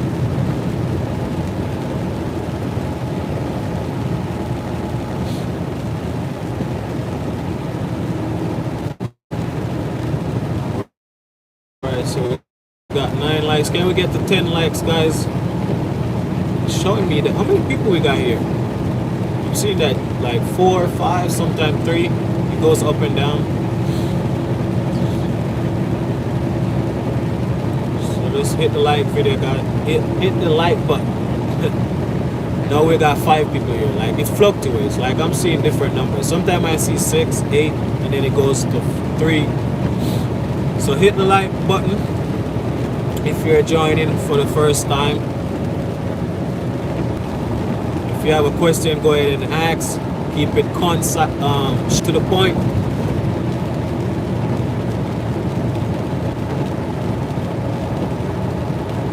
So yeah. So for me, it's all about confidence, bro. If you're very confident, it rubs off on the next person. They're like, hey, this guy is super confident in what he does. You know? So I would even buy into the whole argument of saying, oh, you have to have experience. You have to have experience before you can do this. No, sometimes just you made a good impression and that's how you get through. Make a good impression.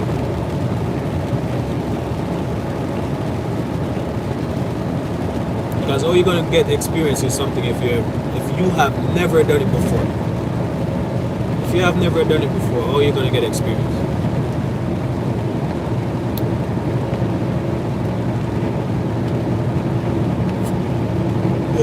If you wanna do a hazmat job, just walk in.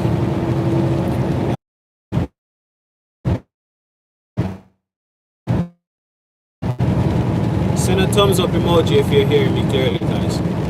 Because my feed keeps interrupting.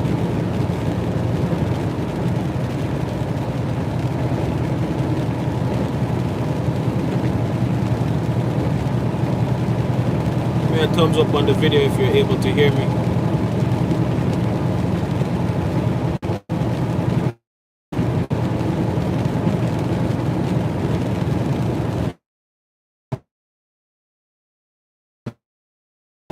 Are you hearing me? Are you hearing me, Sean?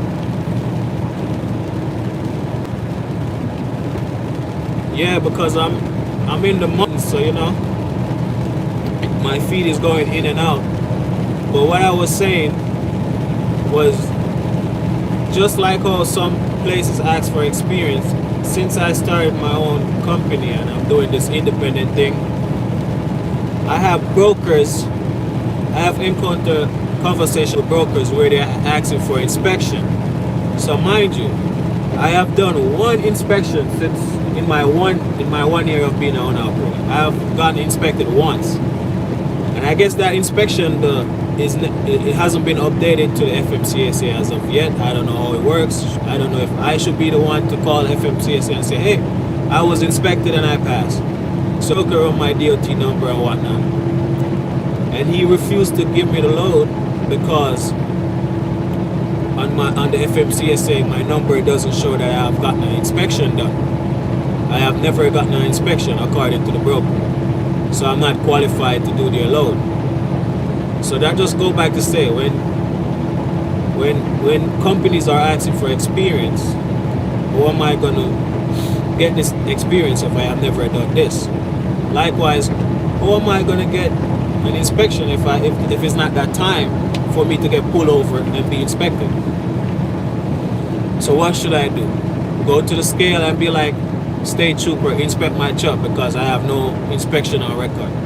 Why would I do that? You know what I mean? So that's just stupid if you ask me, bro. Like, I'm like, you can keep your load, but they put requirements. Like, some of these brokers put requirements on their shipment. You have to have X amount of inspection done.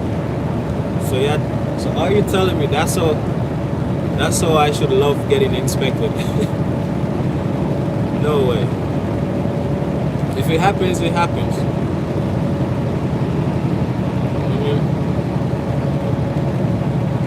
It's as if you're saying you should just go to the weigh station and ask for inspection. It doesn't work like that.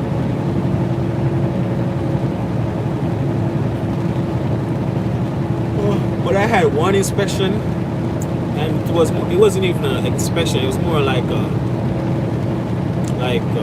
check to see if I have an ELD, check to make sure my insurance is in good standing, up to date and everything, registration. And he just did a walk around, make sure all my lights are working. That's all. It wasn't anything extensive.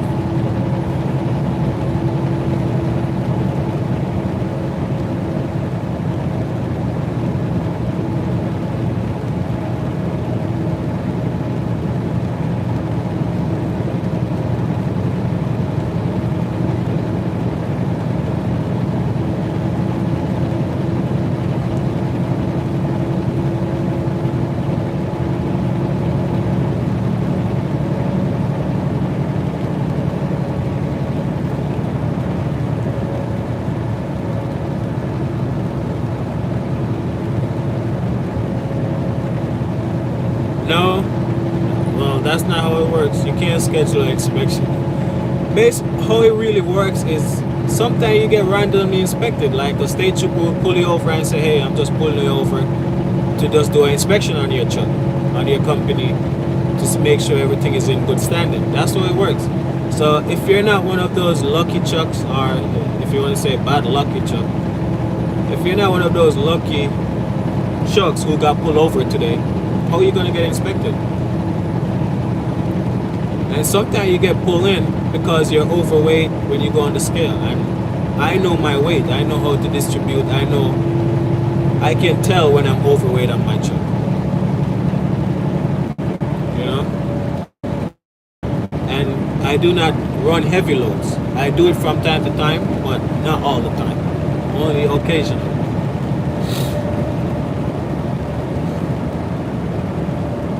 So if there are no other loads on the board and then I see there's one heavy load that I have to take, I take it. But I know my weight. But in terms of scheduling an inspection, I don't know that. It's randomly done. So if something is out on your truck, and you know, like what they say, if you keep your ride clean, inside your truck is clean, outside is clean, you're not going to get pulled over like that, because that already gives the state trooper or whoever is looking a good impression that you take care of your equipment.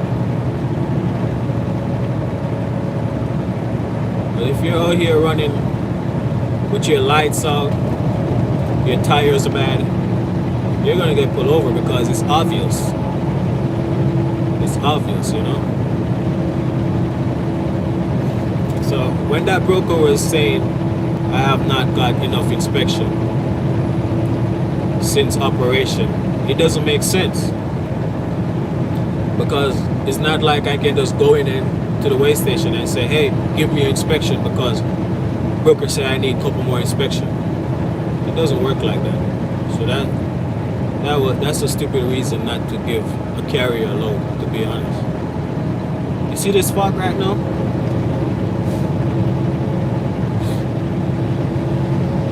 Driving through a dense fog.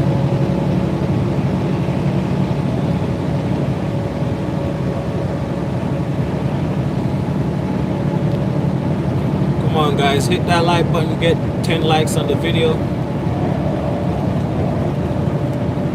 on the live stream. 10 likes guys, 10 likes. I probably should do more live streaming. Instead of doing it while I'm driving, I can do it when I'm getting loaded or offloaded.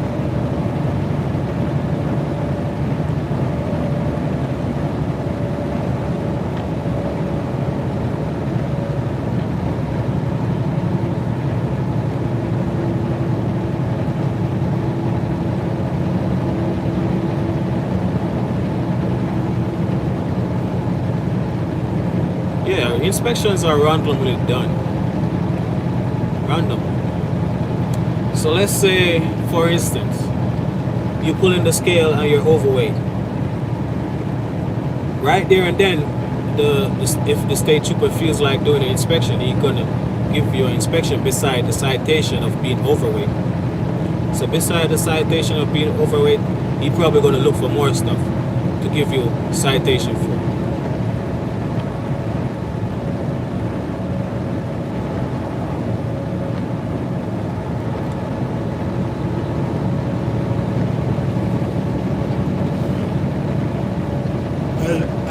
I don't run weigh stations. I pull in, so it's not like I'm trying to hide from the inspection. But if it just if it just hasn't happened, it's just not my time to be inspected yet. I'm not the lucky green truck, that's it. But like I said, if you keep your nose clean, you ain't gonna have no problem. So broker can keep that low. That makes no sense if you ask me.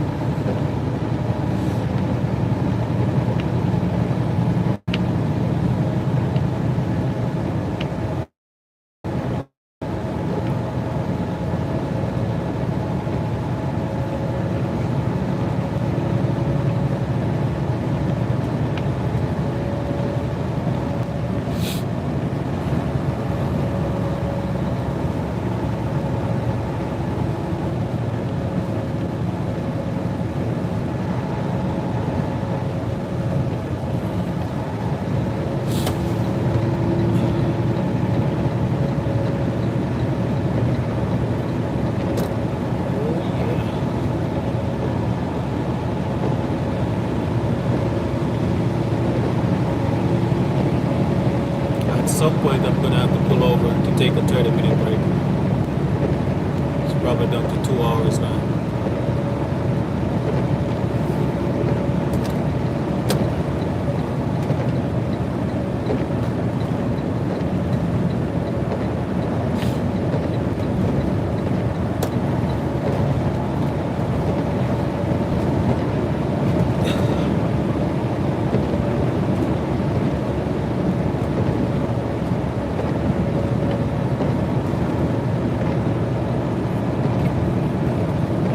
Alright, let's see. What's some classroom? Okay, what do you say, brother? Well, some just get a pass from way station. Yeah, because you get a pass because they have pre-pass. They have the pre-pass, so pre-pass buzz you to bypass the way station. I do not have a pre-pass in my truck, so I pull in.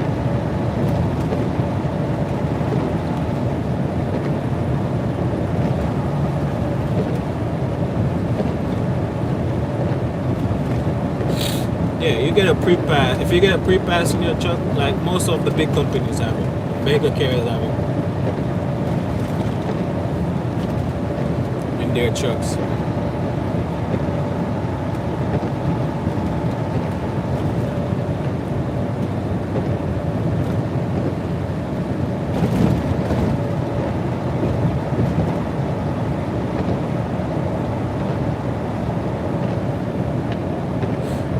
And that's the amount of bypass you get, because sometimes, let's say if you have if the company has a bad score, because they keep scores on this, they keep scores on how many inspections you have passed, and it goes on your DOT number on the FMCSA website. So the more inspection you fail, the more they're going to ask you to pull in with that pre-pass. So even though you have it, they're going to ask that company. So if the company is Alpha, and Alpha has a lot of DOT violation, he's going to get pulled in a lot of time.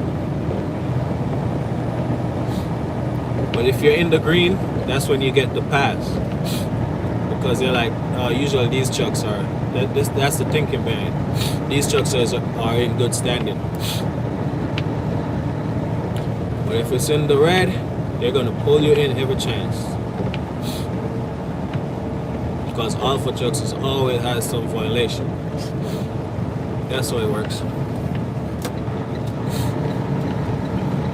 But like a little company like I am with one truck, I just pull in.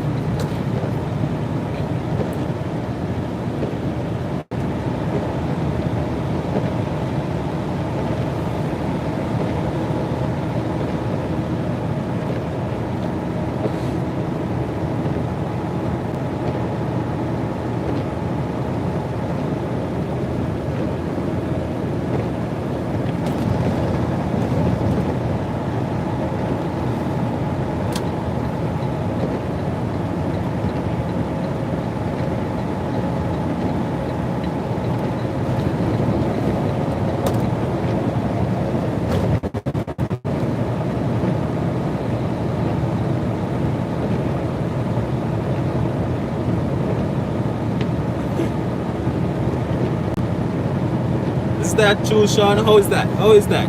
You have never encountered an open way station?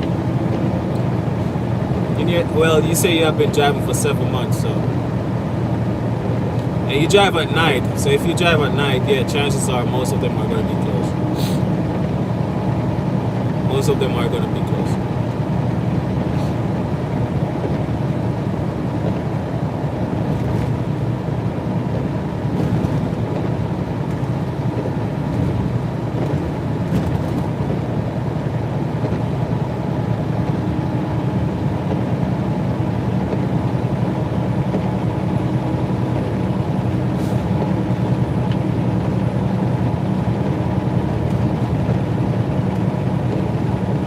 Okay, yeah, so most of those way stations that are usually open in the daytime are closed around those hours.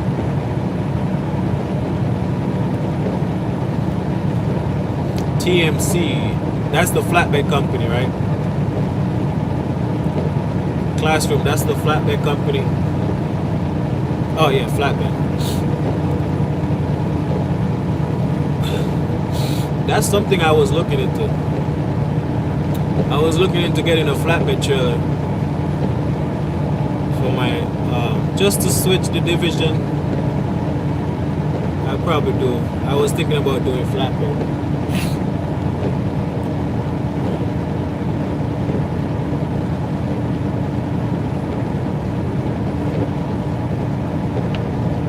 But I don't have any experience doing it. But I will probably just go on YouTube and watch videos. There are a lot of videos on how to secure loads on YouTube. And then just put it into practice as I start to pull some load. I was thinking about that. And probably just rent my drive-in.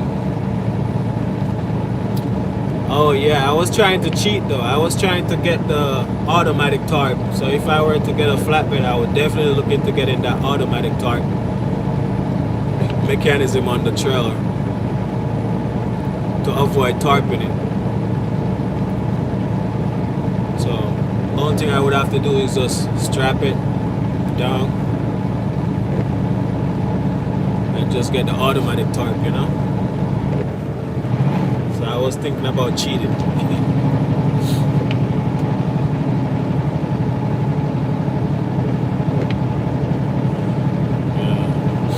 Yeah, so that's the downside of a lot of why a lot of people don't get into flatbed, because of the physicality. But you have ways around it. But you definitely have to strap. You definitely have to strap.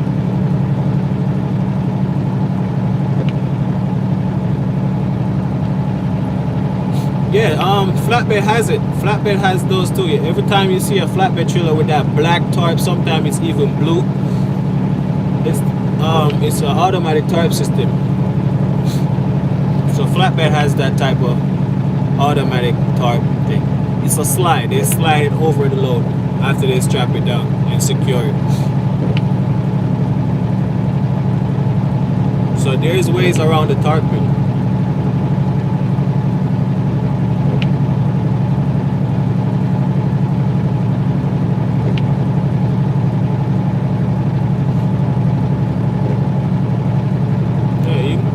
Driving down the road, you see those trailers with like a cloth, or maybe it's not a cloth, but it's tarp. It look like tarp just the same, but it's an enclosed flatbed. It's an enclosed flatbed.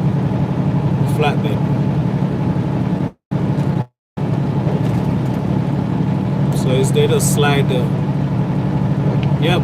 So they just slide it back and forth. When it's time to load, they slide it all the way forward, lock it in. The forklift put the load on, they strap it down and then cover it back up.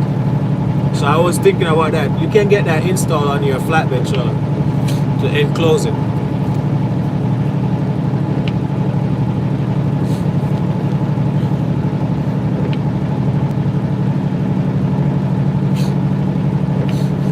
If I were to do it, I would have definitely looked into getting that.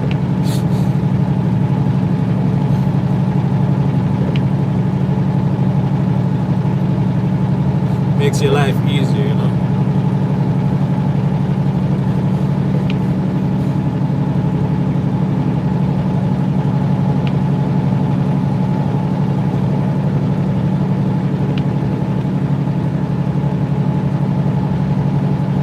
Classroom, I'm driving like the brand truck. Oh, like the brand, okay. So I'm driving a Freightliner.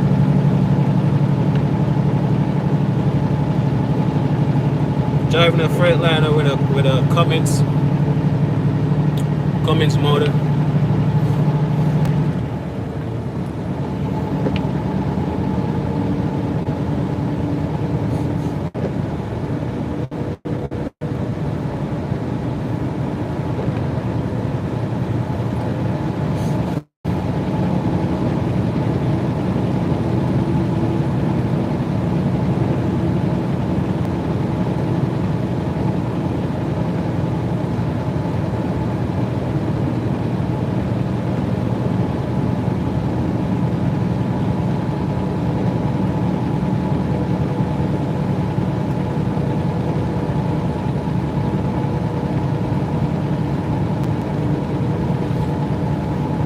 drifting through the fog right now.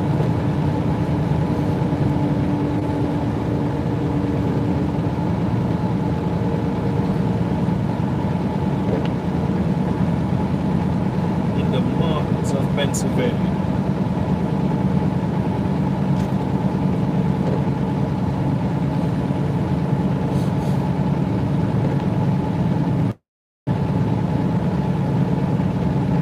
Yeah, it's very thick.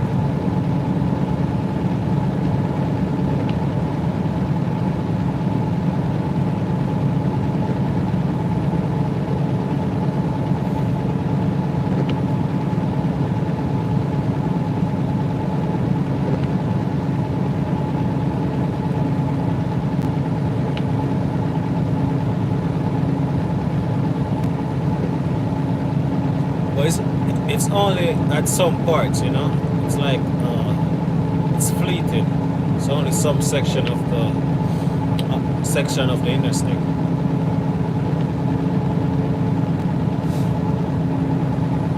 Plus, I'm climbing right now.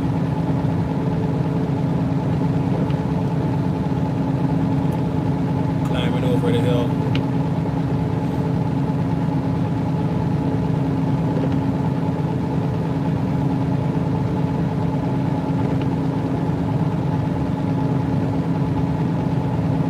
Right now it clears up, and then probably a little bit down, fogs again.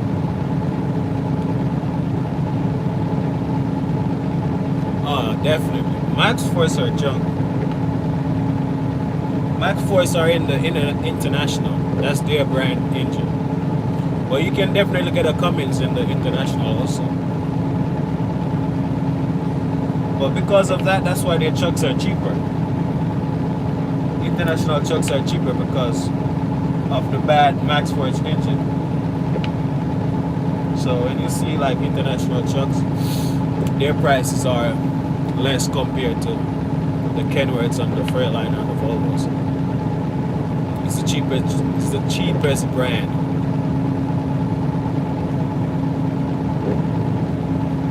But like I said, you have the Cummins in them also, so Cummins, you probably have better luck.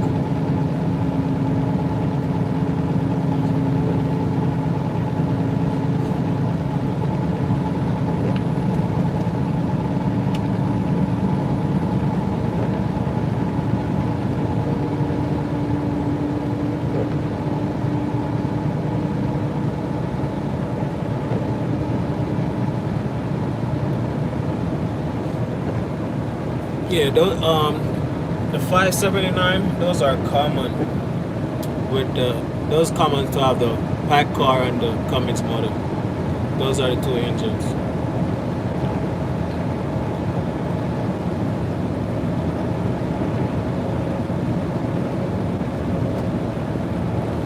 Why would you go with a Cummins engine over the PACCAR? Why would you choose a Cummins engine? Classroom.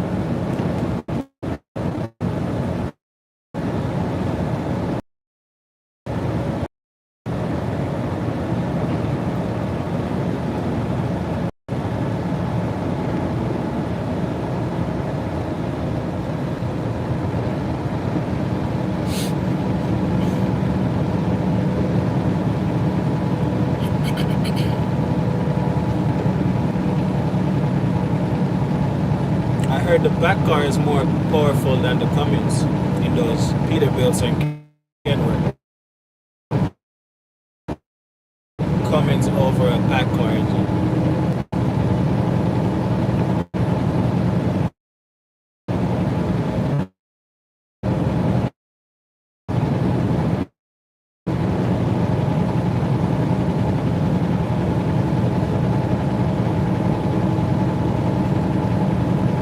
So you're saying that the PACCAR has too much technology on it versus the Cummins? Is that what you're saying?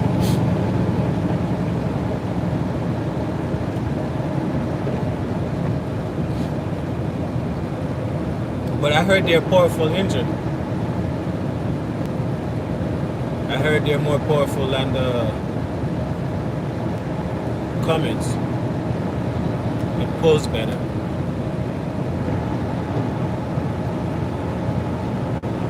So Classroom disagree and says Packard has more.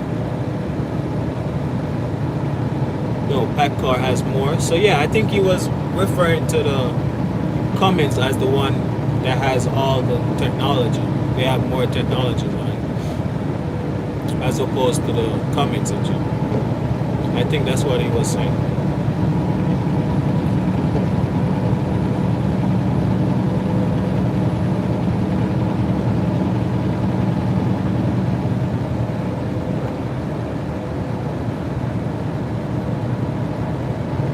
The fuel truck, the orange fuel truck, the Kenworth T880 that I drove, that has a Packard engine, and trust me, it pulls like a donkey.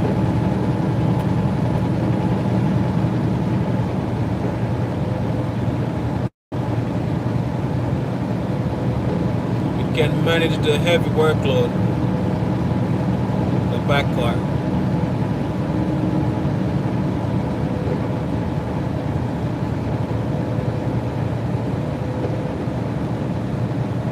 But I personally wouldn't go Packard either.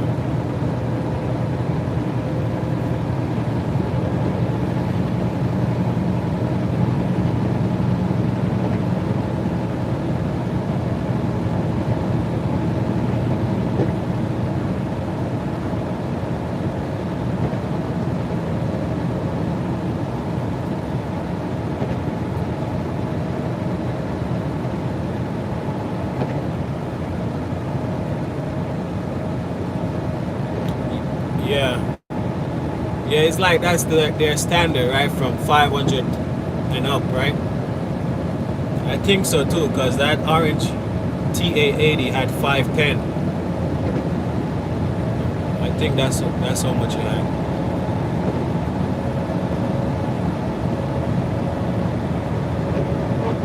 Like the Cummins in my truck right now is 450.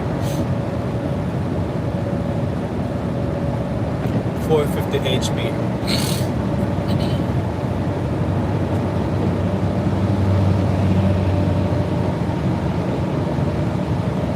And I heard it's not good to tune it, like to up the horsepower. So if it hasn't come factory, like if it comes factory 450, that's where it should stay at. I don't know, but you have a lot of people.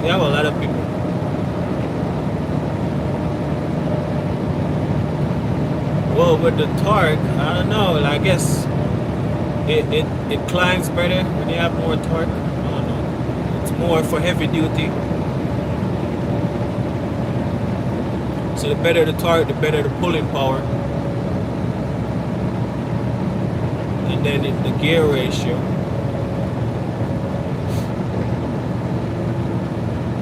So I guess the gear ratios that are in the trees are better, or the gear ratios to go to. Those are the go-to one in the trees.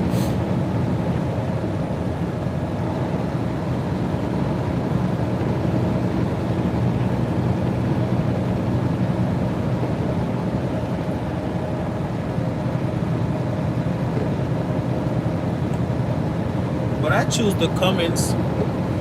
I choose to go with the Cummins because I know it's easy to work on. Like I can do a little thing here and there on it.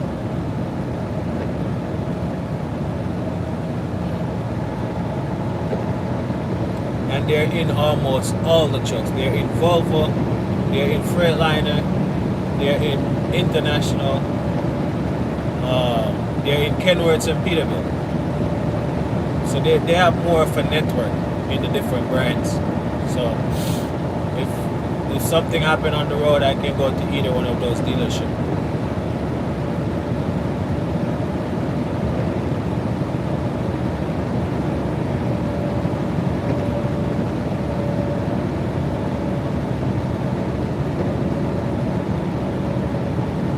Oh yeah. Oh yeah.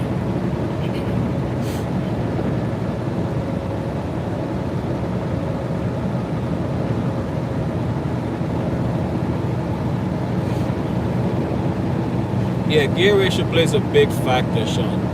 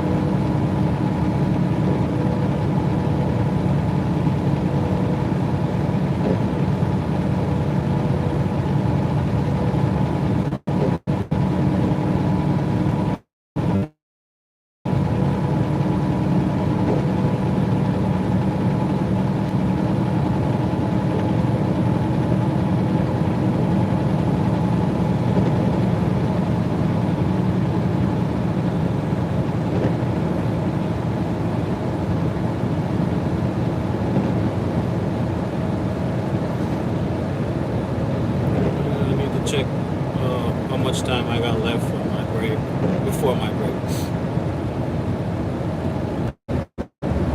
Got 2 hours before my 30 minute.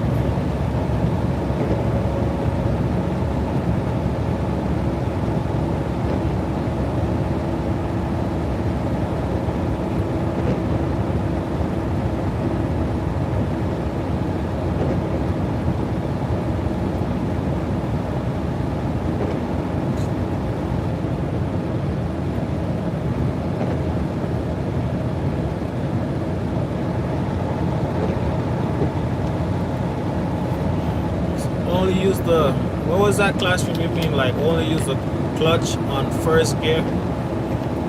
Why you can't use the clutch on any gear? Why only just on first gear? You can use it on any gear, but there is something called shifting without the clutch. So once you get started, you can start shift without using the clutch, which is floating gears.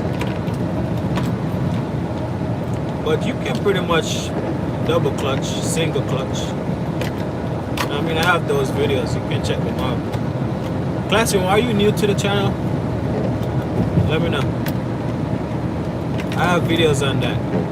So if you want to understand that better, you can go check those videos out.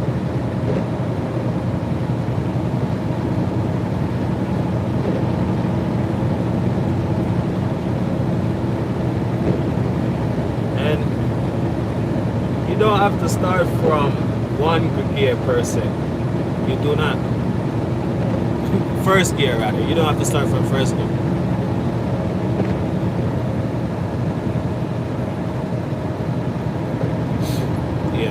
Yeah, so yeah, if you haven't seen those videos, check them out.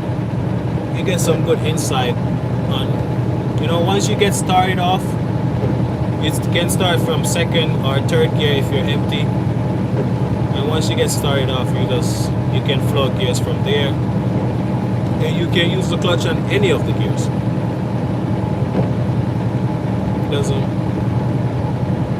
There's no harm. But there is something called floating the gear. You save your foot, especially if you're driving a truck that has a bad clutch. So floating the gears, that's where that comes in handy.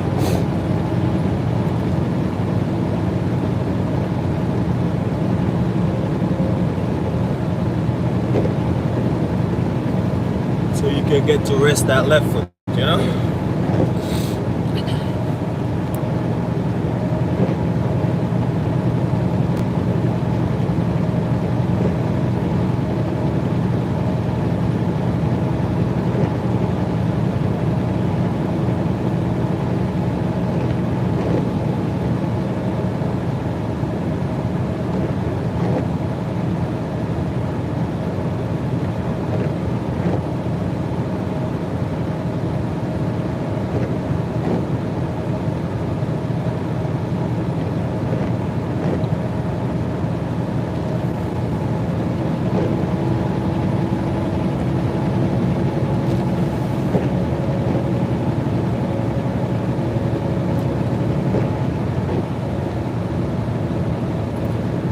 Yeah, so floating gears make your life easier.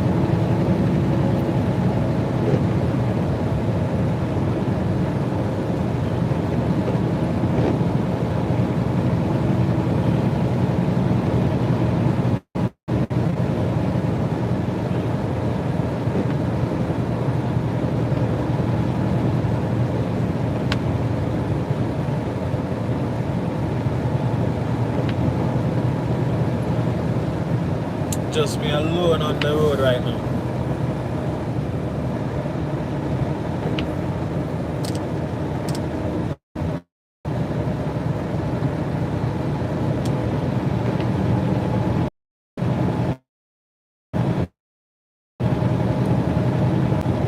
Just me, myself, and I.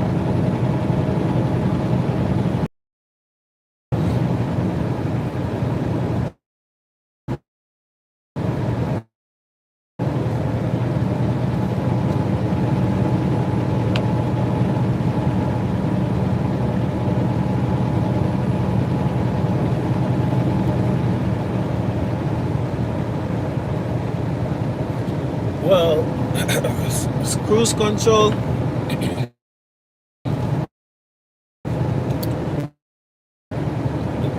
I do not use it often because my foot is trained to like hold at a steady pressure I put on the pedal.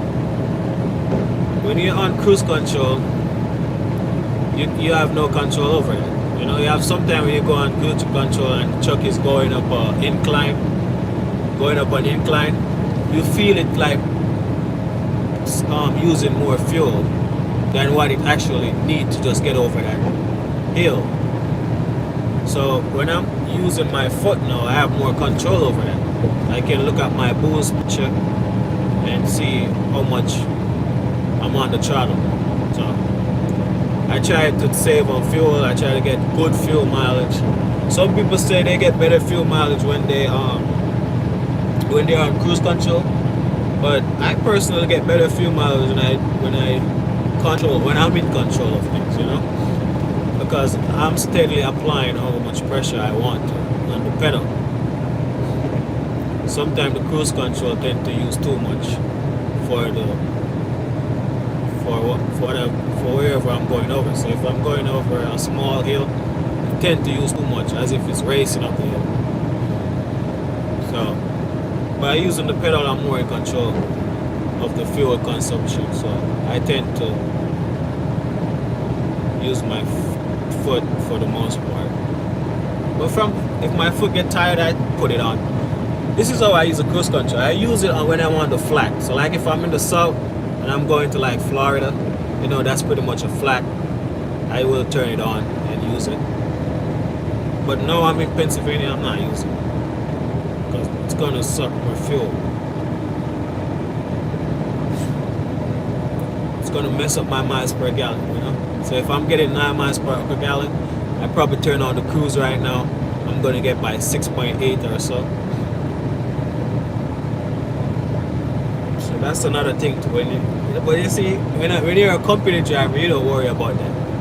But as an owner, you think about those things, you know.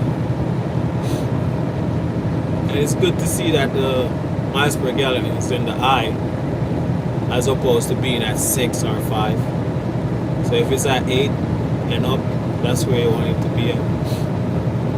And that just shows how good of a driver you are too, to save on fuel. But as a company driver, you don't worry about that. You turn your cruise control on and drive. Unless they're going to give you bonus for fuel consumption.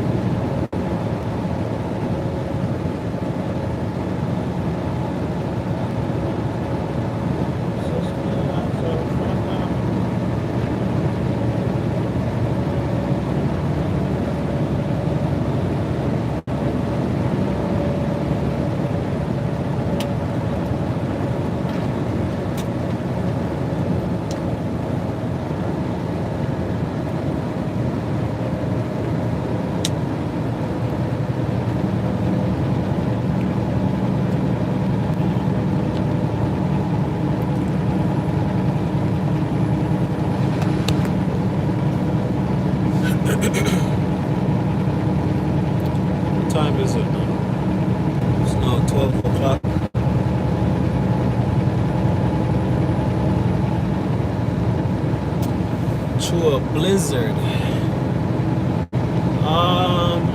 I've driven in the snow, but not a blizzard. Maybe, yeah. Upstate.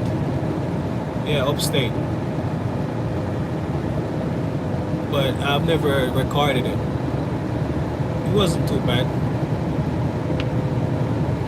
It wasn't too bad. I'm not scared of the snow. Like a lot of, like how some people make it seem as if it's the most dangerous thing, but you keep a good following distance. You see how I drive easy. Keep a good following distance. You use your engine brake for the most part. So this is where you're downshifting. You downshift. You're not relying on your service brake to stop. So you use your engine brake and downshift come to a stop slowly. It's not too bad, but there are times when the visibility and everything is just so bad, you just have to park it and just downshift.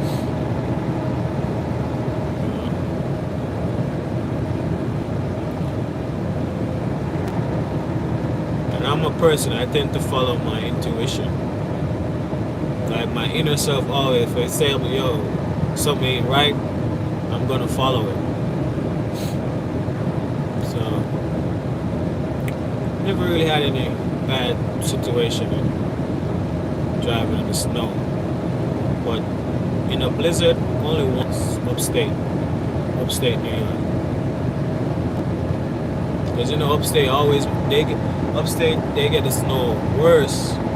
It snowed worse, like so bad.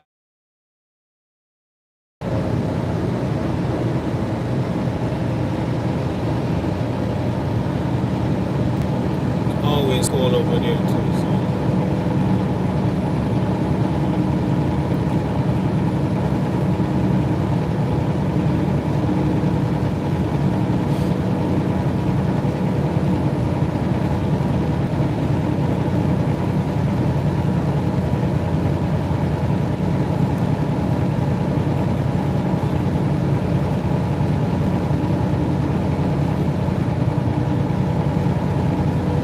Exactly. It's really bad over there. So that's and I don't really go up there like that. It's always freaking cold.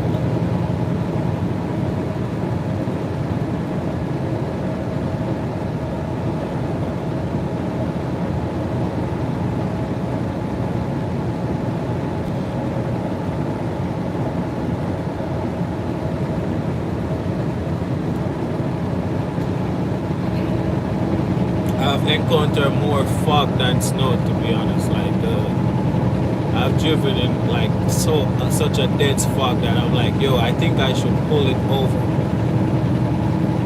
I think the fog is more dangerous than the snow, in my opinion.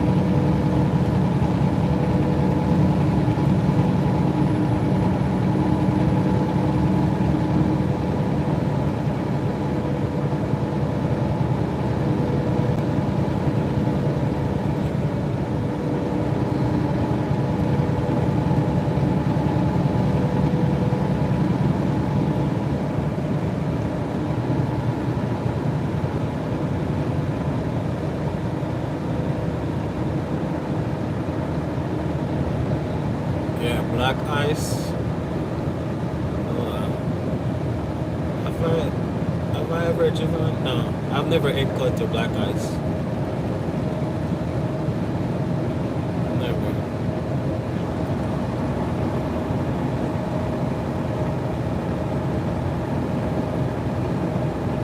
Black ice is spooky. I will definitely park it if black ice is on the road.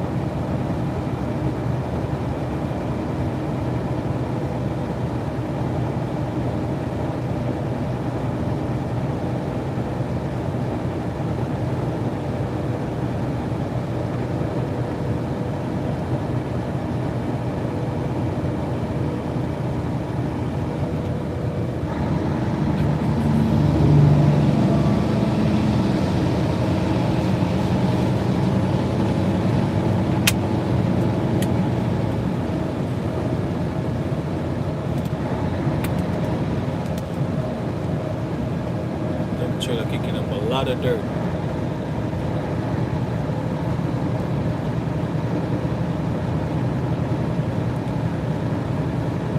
We got stuck in the summer.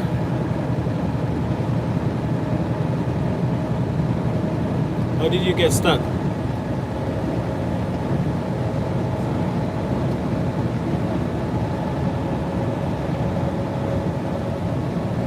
How did you get stuck?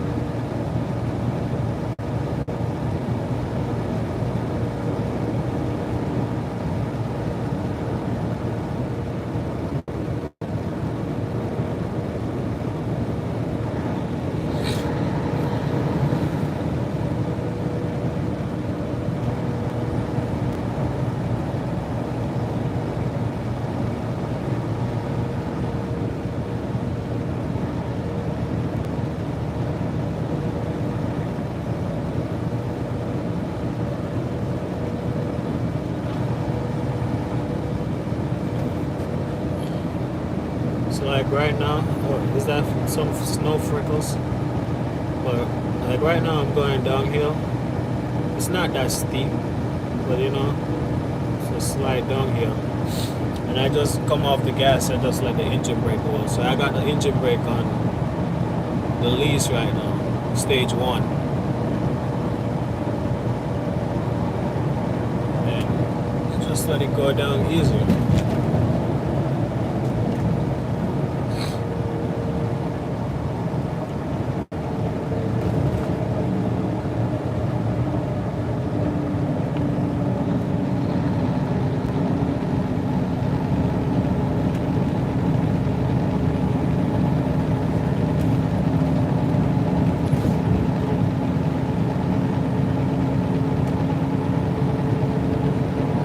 Transmission broke. Oh, that sucks. So you were stranded.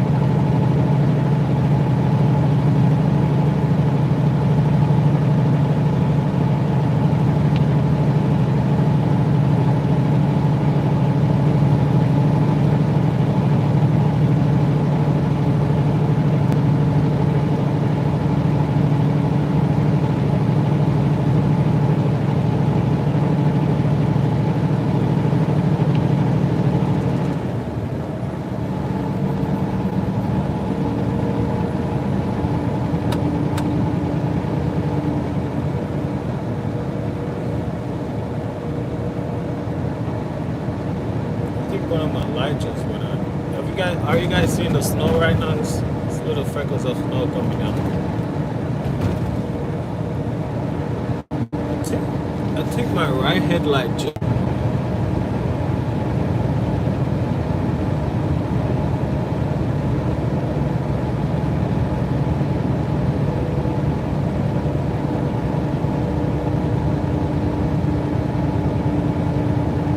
I think one of my headlights just gone out. The one on the right. The left looks brighter than the right.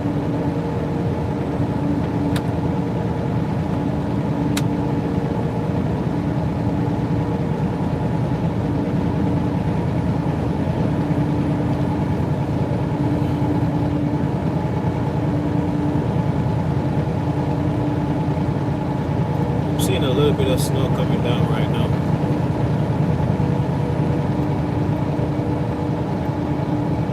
But yeah, my right headlight definitely went out.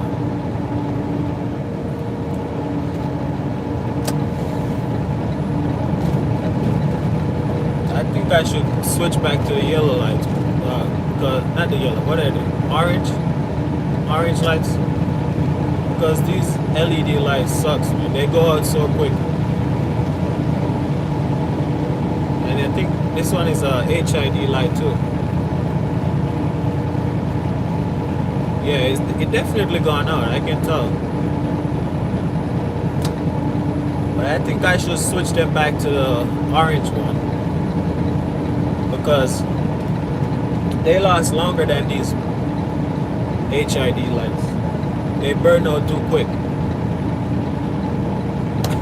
Well, is it amber? No, it's the headlight. Headlight, not the amber light. Not the marker light, the headlight. The right headlight went out.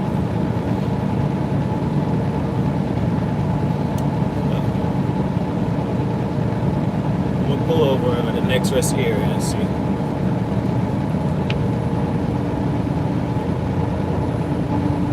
Should be a heat. I got spare bolts, but it's probably loose or something may have just happened. Because as I hit the bump, it went out. Switch from high to low. So that's the high beam.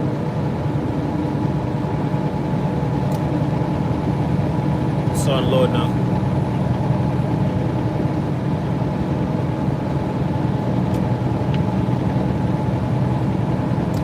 At the next rest here, I'm gonna pull in and see if that's the case.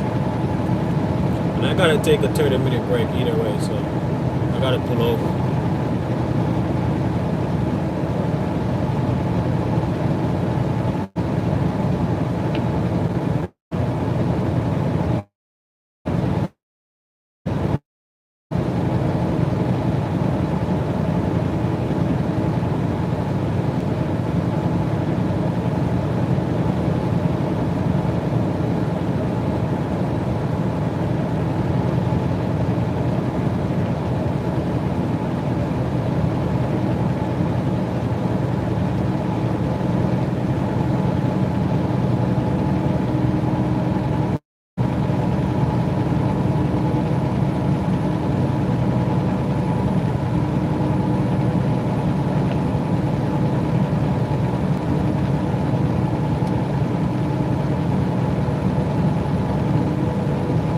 Yeah, both the high beams are working. But it's the low beam on the right is out right now.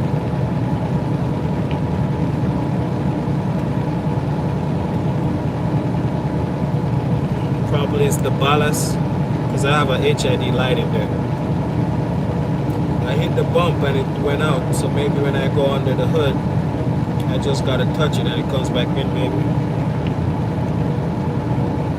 But these HID lights are a problem compared to the orange ones. The orange one lasts longer. As a company driver, I never had any issues with those ones. They last forever.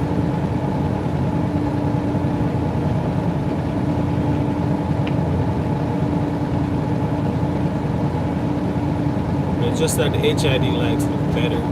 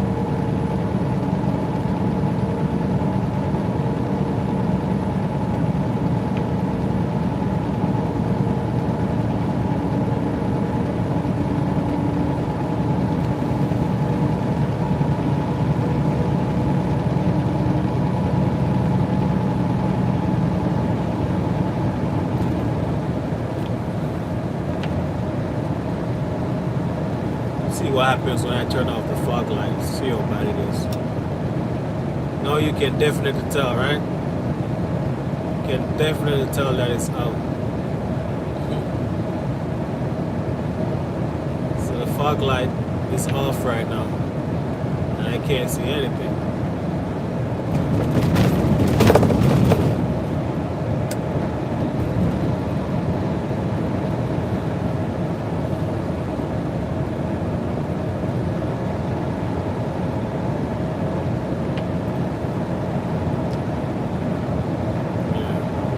If it's blown, I'm probably gonna have to put an orange light and go down the road. LED and orange light. Two different bulbs.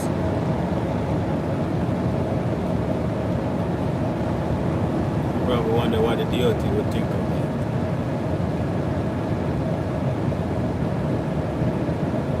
Yeah man, it's out, it's out.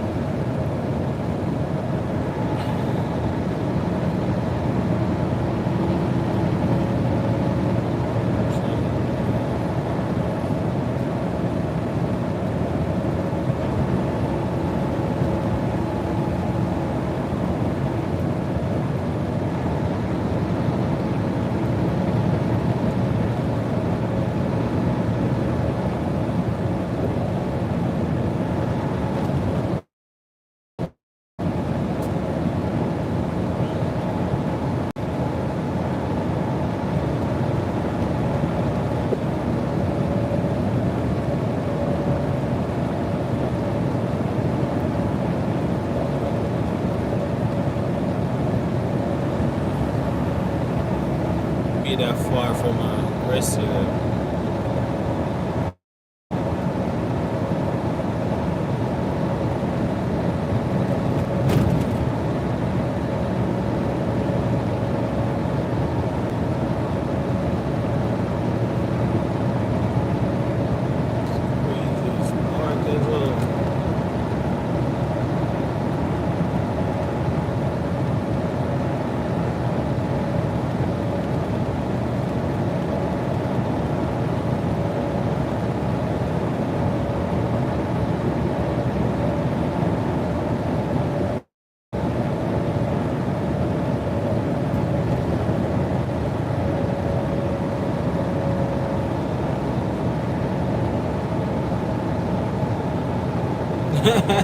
Ask for an eye lamp.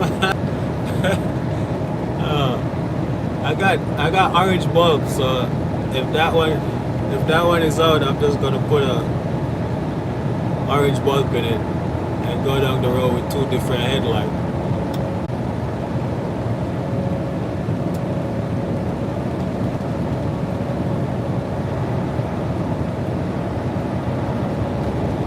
He said asking for an oil lamp.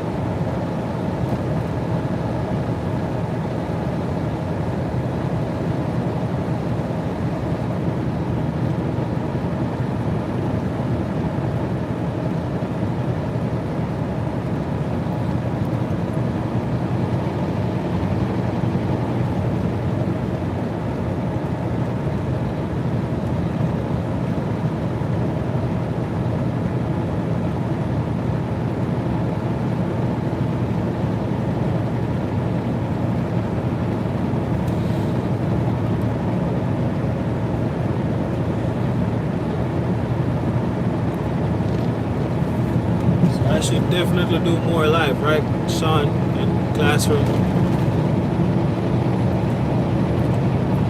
Instead of doing it while I'm driving, I'm going to start doing it while I'm at the shipper or receiver. You know, for a good 45 minutes or so.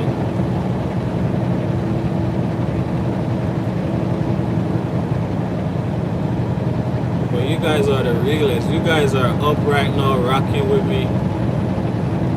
You know, being my co-pilot. I asked him some damn good questions also. So I appreciate you guys sticking out and rocking with me right now. And it's mad late. So yeah, going forward, I'm gonna start doing some live videos while I'm at the shipper.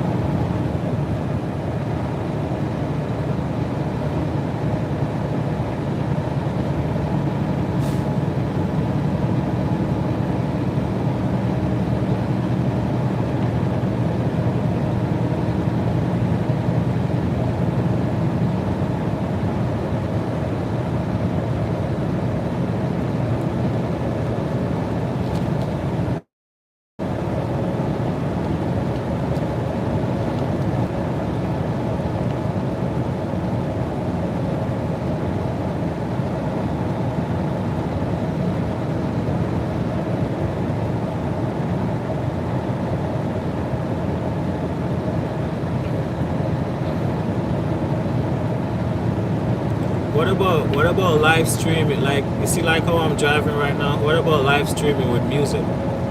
I know I wouldn't let it stay up, but for the time that I'm live, I would be like playing music. You know, just to be different from the rest. Live streaming with some music sounds good. But then that video won't be able to stay up on my channel. I would have to delete it or private it afterwards. But just for entertainment purpose. What you guys think? Because if I weren't live right now, I'd probably be listening to some music.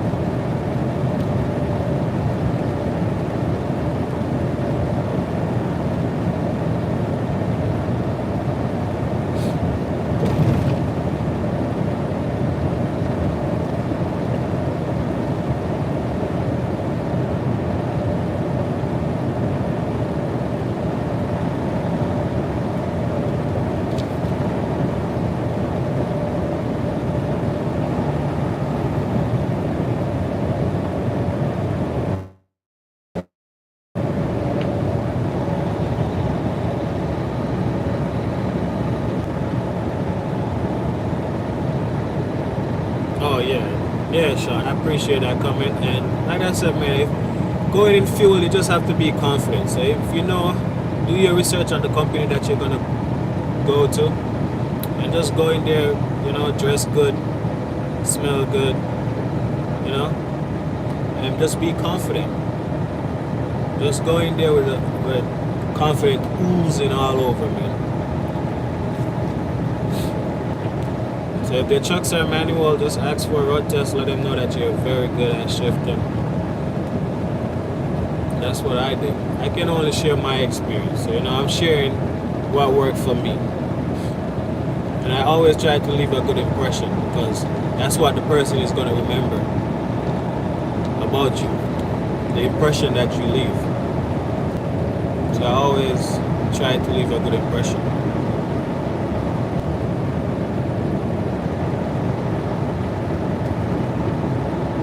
Yeah, it's all about confidence. So, Classroom, you were the one saying that you want to get a car with a manual so you can, you know, brush up on your shifting. That's a good start. That's how I started out. And that's a good way of building your confidence up. I also have a video. I think I have a video, and don't waste your money. That's the title of it. Don't waste your money on CDL school. Like, get a car, just like what you're saying. Get a car, brush up on your shifting, and go to the school already knowing how to shift. So that way, but now you can't do that because now they have hours of requirement. They have required hours that you have to complete. But in my time of doing it, I never had to do that. So before I attend the CDL school, I get to learn how to shift, and I practice. So I practice double clutching, even though you say, oh, you drive a car single clutch. I practice double clutching just the same, just to train my foot. into doing that clutch out, clutch in, clutch out, clutch in. You know, just to synchronize the movement of my foot and hand at the same time. You just get, because it's all muscle memory. And then once you do that, you can apply it to your shifting in the truck. You know what I mean? So that's what I did. Because when you just jump into a truck green like that, no idea what you're doing in the truck, and that's gonna bring. And then the instructor, they're just gonna look at you like they're gonna say, "I taught you know how to drive. I taught you know how to drive." You know. So if you go there with the idea of what to do, it helps. You're still gonna go in the truck and hit some gears.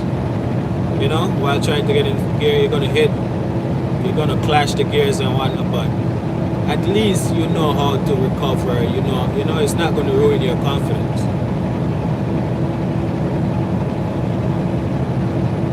So like I said, proper preparation prevents poor performance, you know? So you prepare yourself to do good.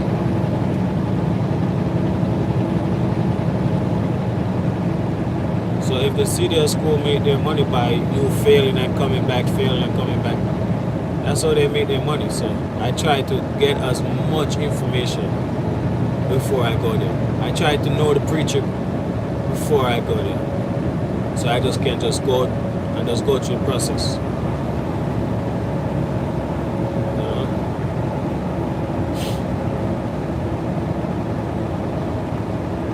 But one thing I couldn't know how to do beforehand, and I had to learn a little bit at the school, was the backing.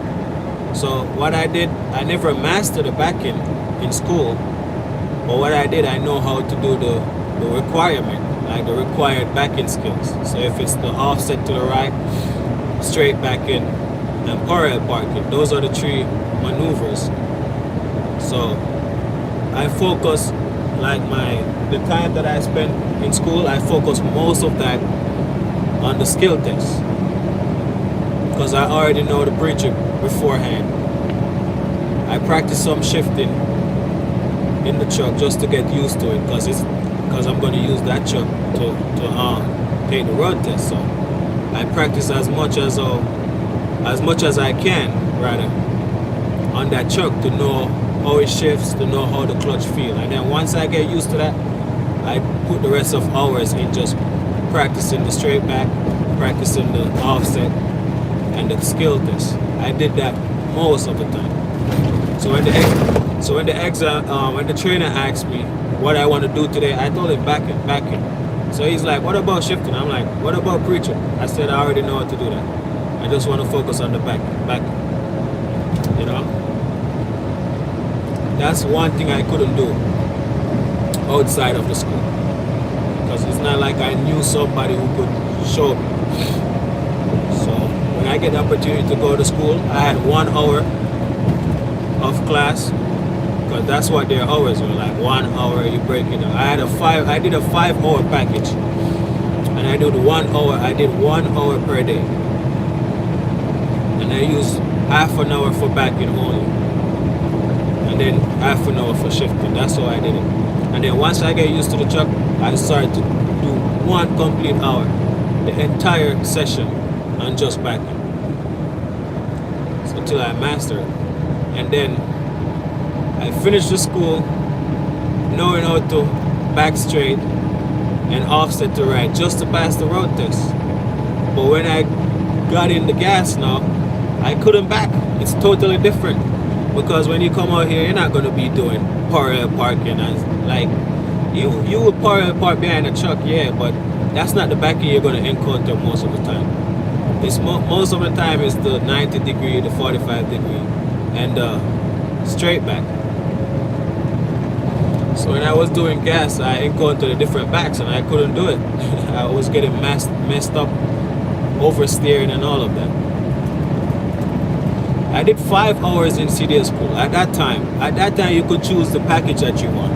So you can start off as, at the time when I did mine, I could start off as a beginner. So I didn't want to start off as a beginner because that's more money. So I ended up just spending $1,200 on school. I only did a 5-hour package, so I started off as somebody with experience, in truth and in fact, I never had any experience, but I just know the concept. So that's why I said, once you know the concept behind something, it ain't gonna go wrong. It's just for you to execute what you know.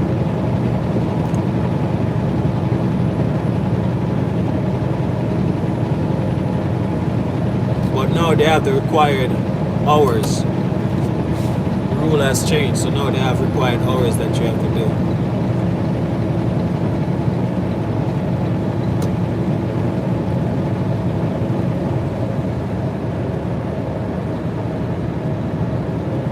Yeah. So I did mine in New York, so I never had to Holiday. So then when I came out here now and have to Holiday, I struggled a little bit. But now I know how to do it.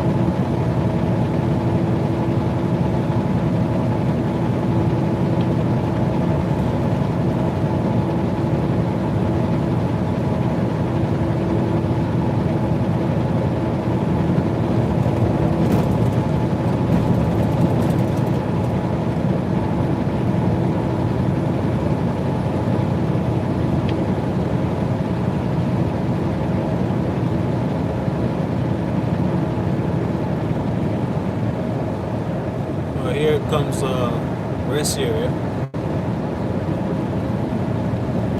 I'm going to see what the deal is. What the hell?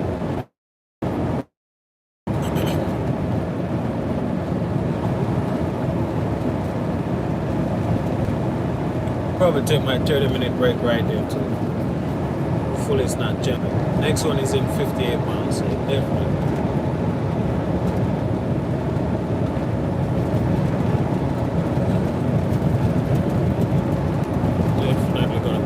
breaks here for a quick 30 minutes.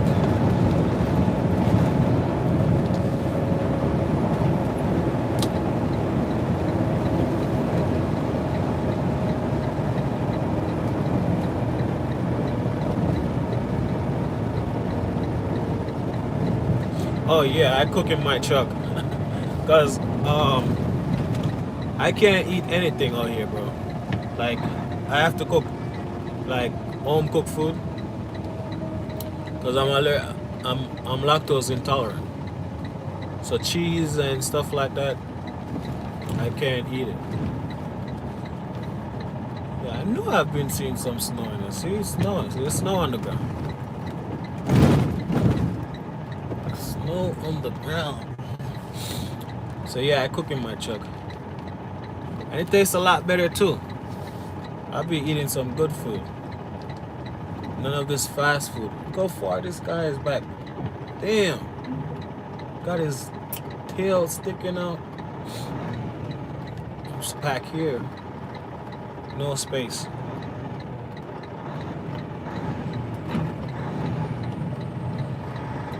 I'm gonna go right here. Next to this one.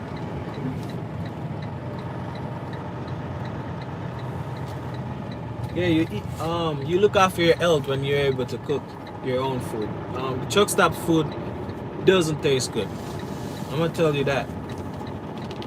It doesn't. They don't take pride into the type of food they provide for us. But you know, when you're hungry, you eat anything. That's their thinking. When you're hungry, you're gonna eat anything. But not me. I could be hungry, and if the food is bad, I'm not gonna eat it. I'd rather starve. You go in there, you get some chicken. They cook that chicken in some dirty oil, and you can taste it. You know what I mean? Hold on, guys. This is kind of I don't want my tail to be all the way backwards. Go over some more.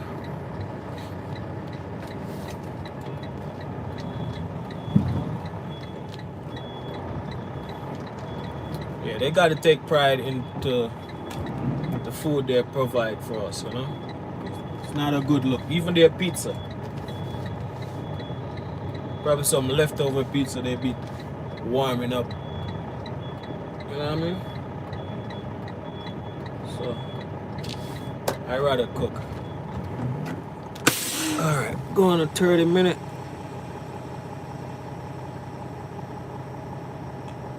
Yeah, that's good. You avoid that big stomach, you know, and stuff. You look after your health. Water, that's another good thing. A lot of water is good. Yeah, cheaper and healthier. Better quality food.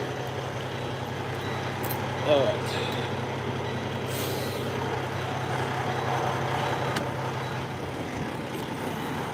Gosh. I gotta run back to the restroom again. So yeah, it's definitely out. It's out. I'll turn off the fog light.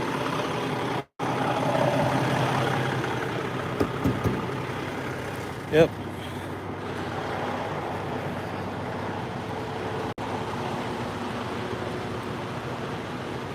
Yo, snow, first snow, first snow.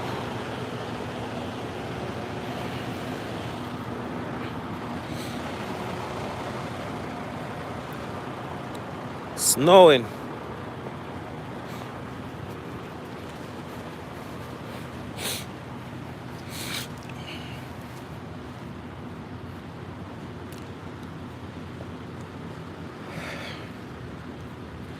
But yeah. Cha-cha.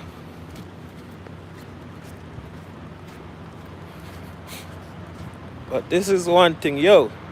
You be on the road and you always want to pee at the wrong time. You know what I mean?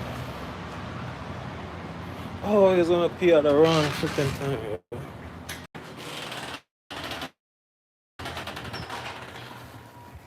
Gotta fuel and stuff like that.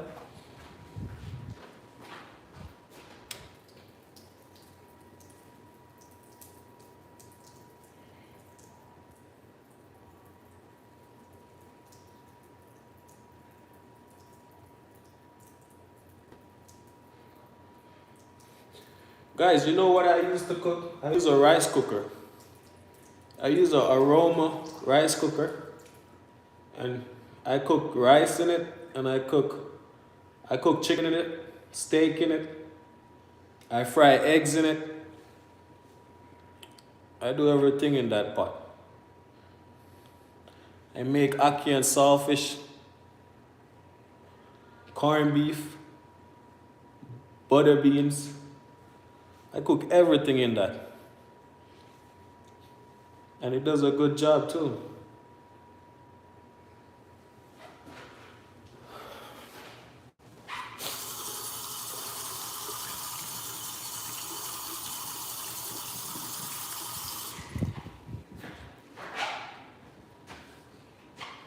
None of these things work.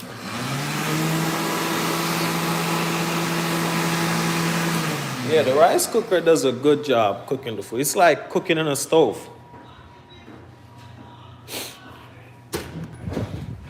I fry everything: eggs, steak, soup. I even make soup in it. Check this out. Snow, snow, snow.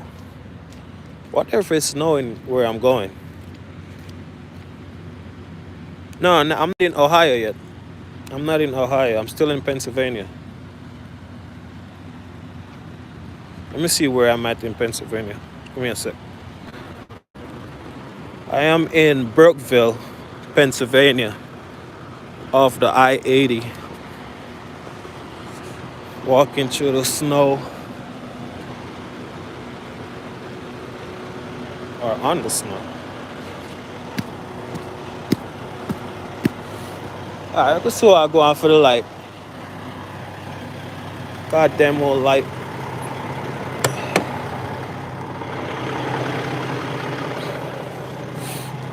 Let's see what's going on for it. I'm gonna need some light over here too. Oh yeah.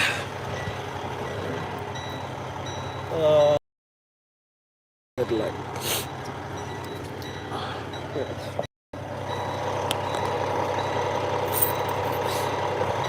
Hold on, guys. I'm trying to find my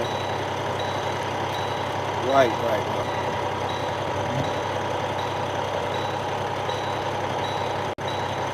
One of these.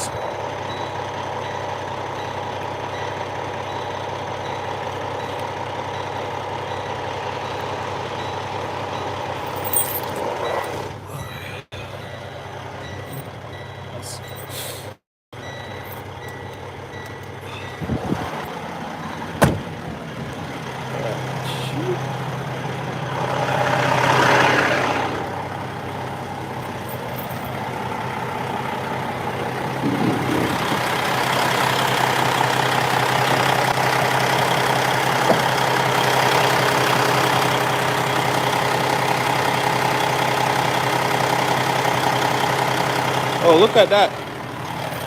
I just touched it. Hold on.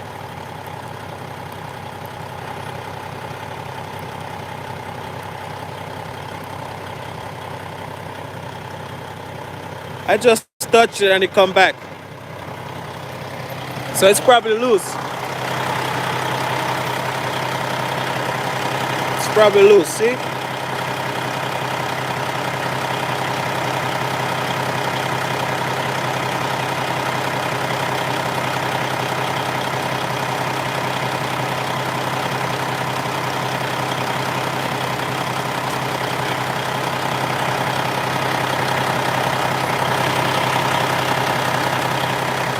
Yeah, it's definitely right here in the wire.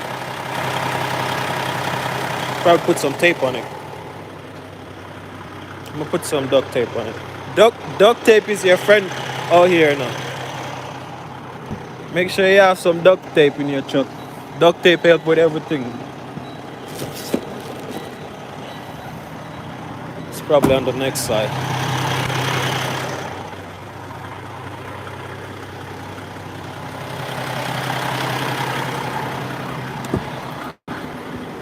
Yeah, put some duct tape on it.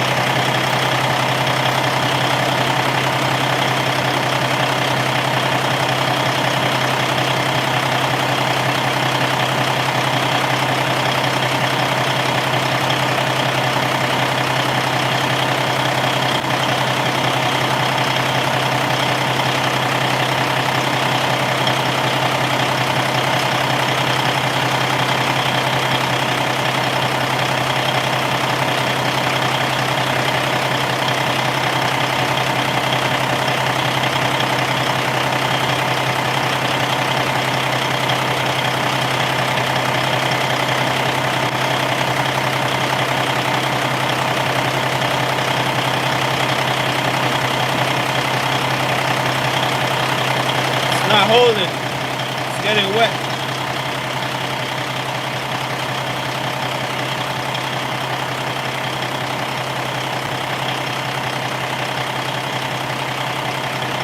It's not holding. Probably electric tape.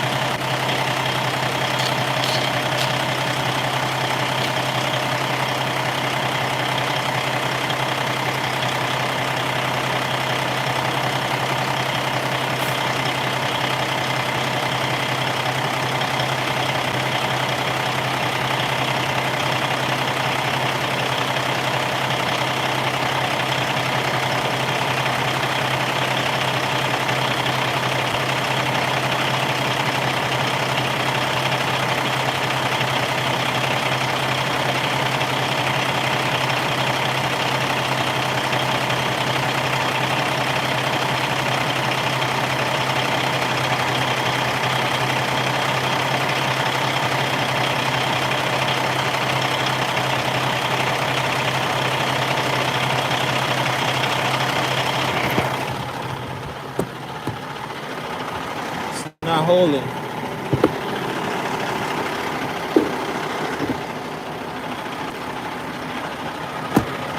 But right now it's on, but when it shifts or shake, it goes out. But the duct tape is not holding right.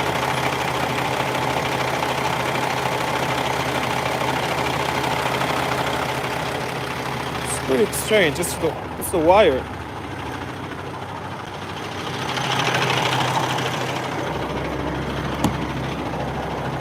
See if I got electrical too. Oh yeah, right here.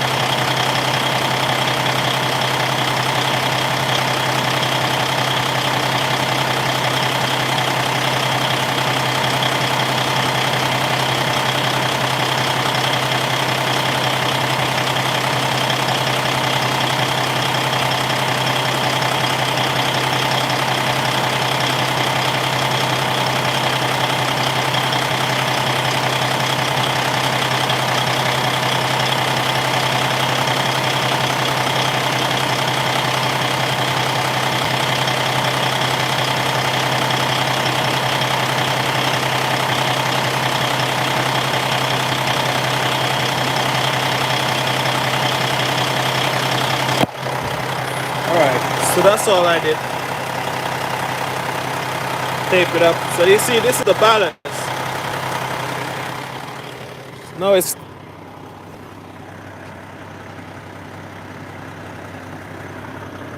there's a truck behind me.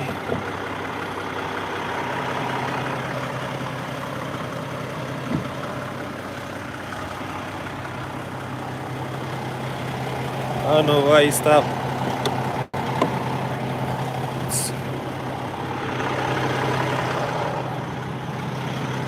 Oh, he can't pass. Yeah, he can't pass. My tail is in the way.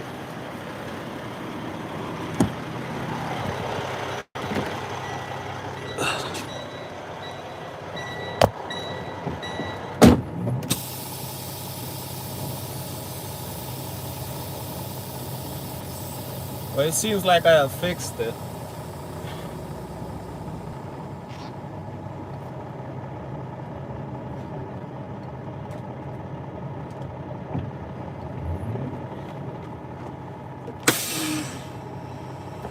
make sure I'm still on. So we'll see him Gucci right now.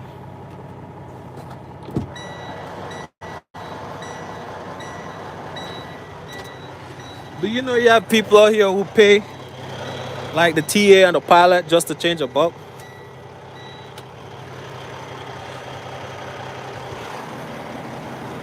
Do you know that, guys? For the simplest of things.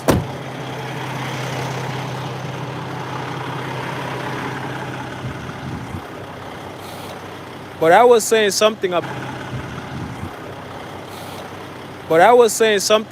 the cab wings, right?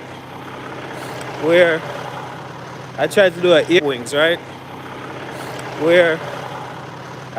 a hairpin U-turn and I snapped it. Let me show you guys. Earlier in my life I was talking about it. Get the light back.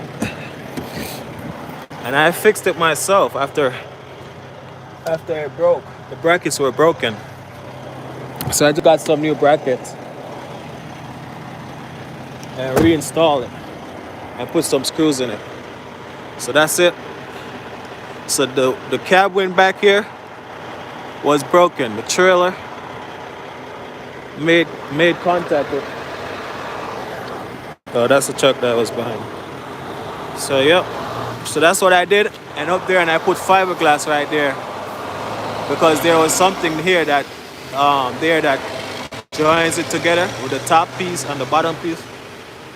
And it got broken, so I put fiberglass.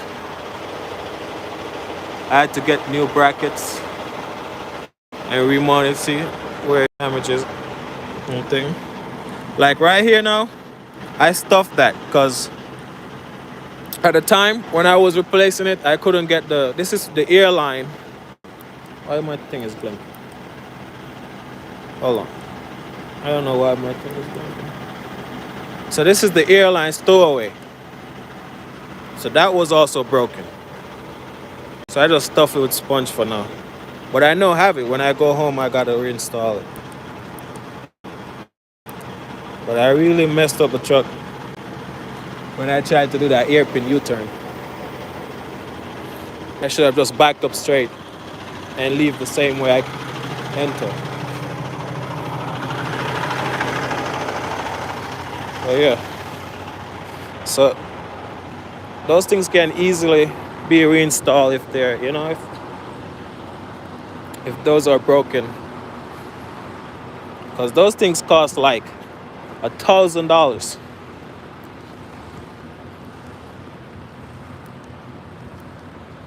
The cab wing costs like $1,000. And you don't get it painted. It comes black, so it won't be the same color. You'd have to get it painted. So I'm like, I'm gonna reuse these ones.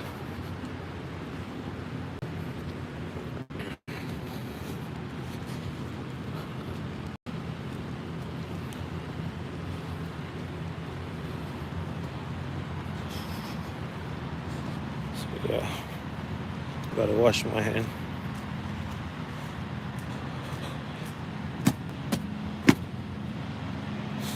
Yeah, so those U-turns, you gotta be careful because sometimes it gets really close back there.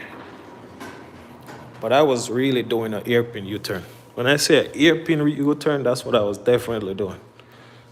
I should have just backed up because I was on a dead-end street and I missed my turn.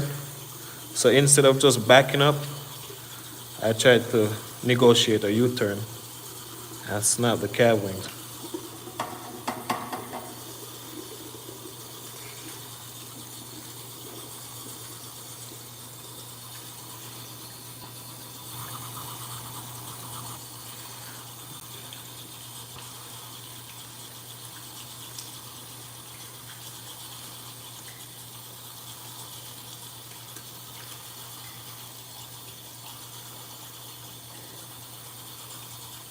Yeah, sometimes the airline will, I see that never happened to me, but that happened to a driver before where he's making a U-turn. It was a Freightliner Coronado.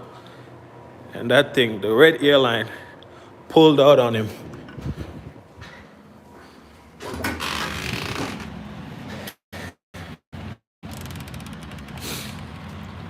But yeah.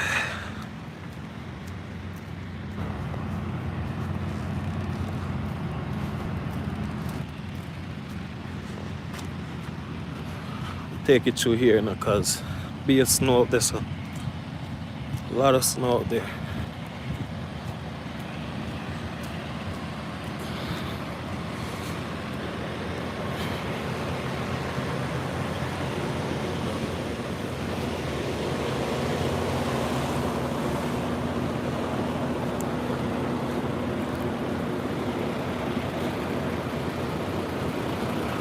Yeah. I'm gonna do this quick 30 minutes. Start driving again. I have never done a 4 a.m. delivery. Never. I saw this load delivering at 4. I'm like, are you serious?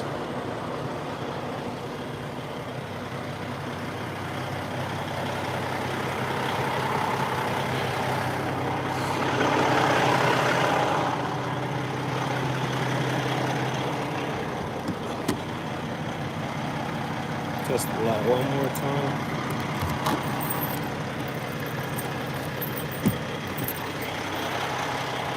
So good.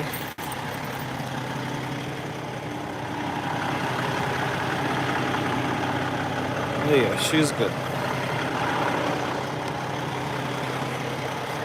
She's holding up better.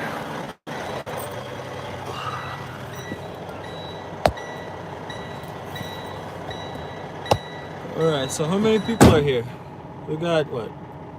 One? Showing me one. Who's here? Is Classroom still here? Is Sean still here?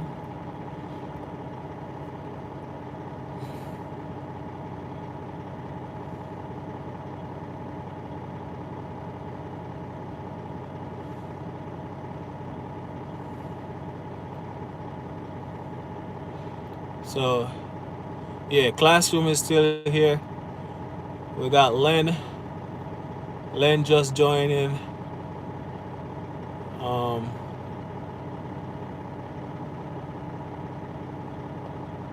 Alright, so you guys are still hanging out.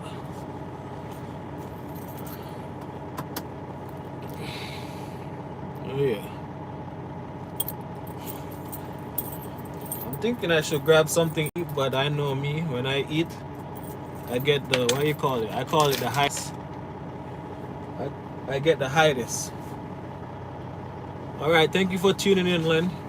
I've been rocking it with Sean and Classroom for the longest. I can't tell you how long they have been here. We have been chopping it up for the longest. So if you're just joining, welcome. But yeah, I was saying, I'm thinking about grabbing something to eat, but when I eat, I tend to want to sleep afterwards.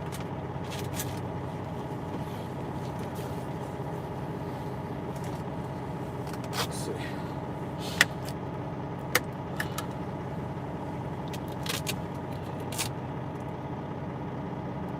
Do you drive truck and trailer too, or tractor trailer? Alright, so yeah, man, it's late. You know, it's late. I understand. Classroom. It was good talking with you. You know, catch you on the next live. But it's been a long. It's gonna be a long night for me.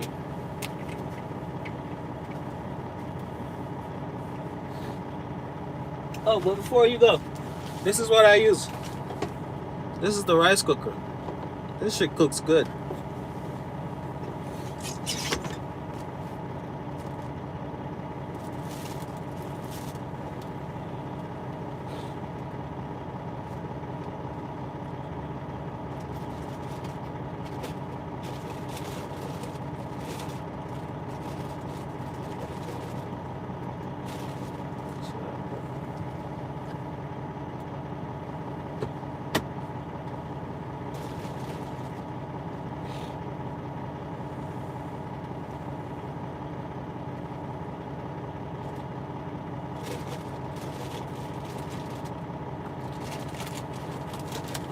some banana chips.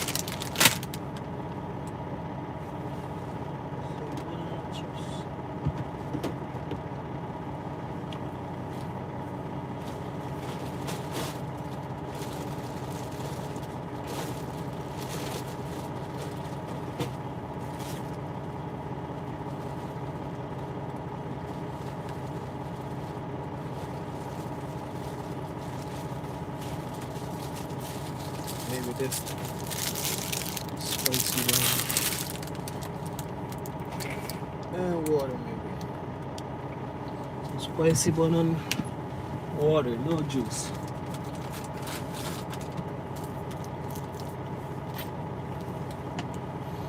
Well, who is here? Classroom says about to leave, so. Alright, bless up, classroom. Next time.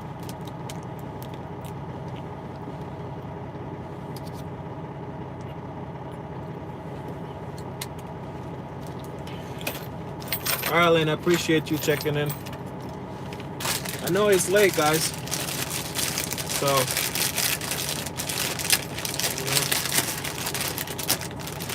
do what you gotta do. We'll chop it up on another live.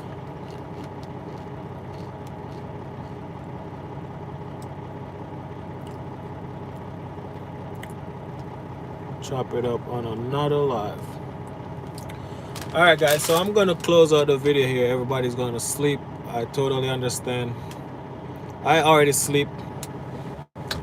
So see you guys on the next live stream, or yeah, so yeah, Sean, I understand. I'm about to close it out too. So see you guys on the next live stream, or I have a video I should upload. I just need to edit it. So I'm gonna probably do that when I get some time. So I'm gonna release that video soon. But next time I'm gonna do a video in the daytime. So I'm out, guys. Take care.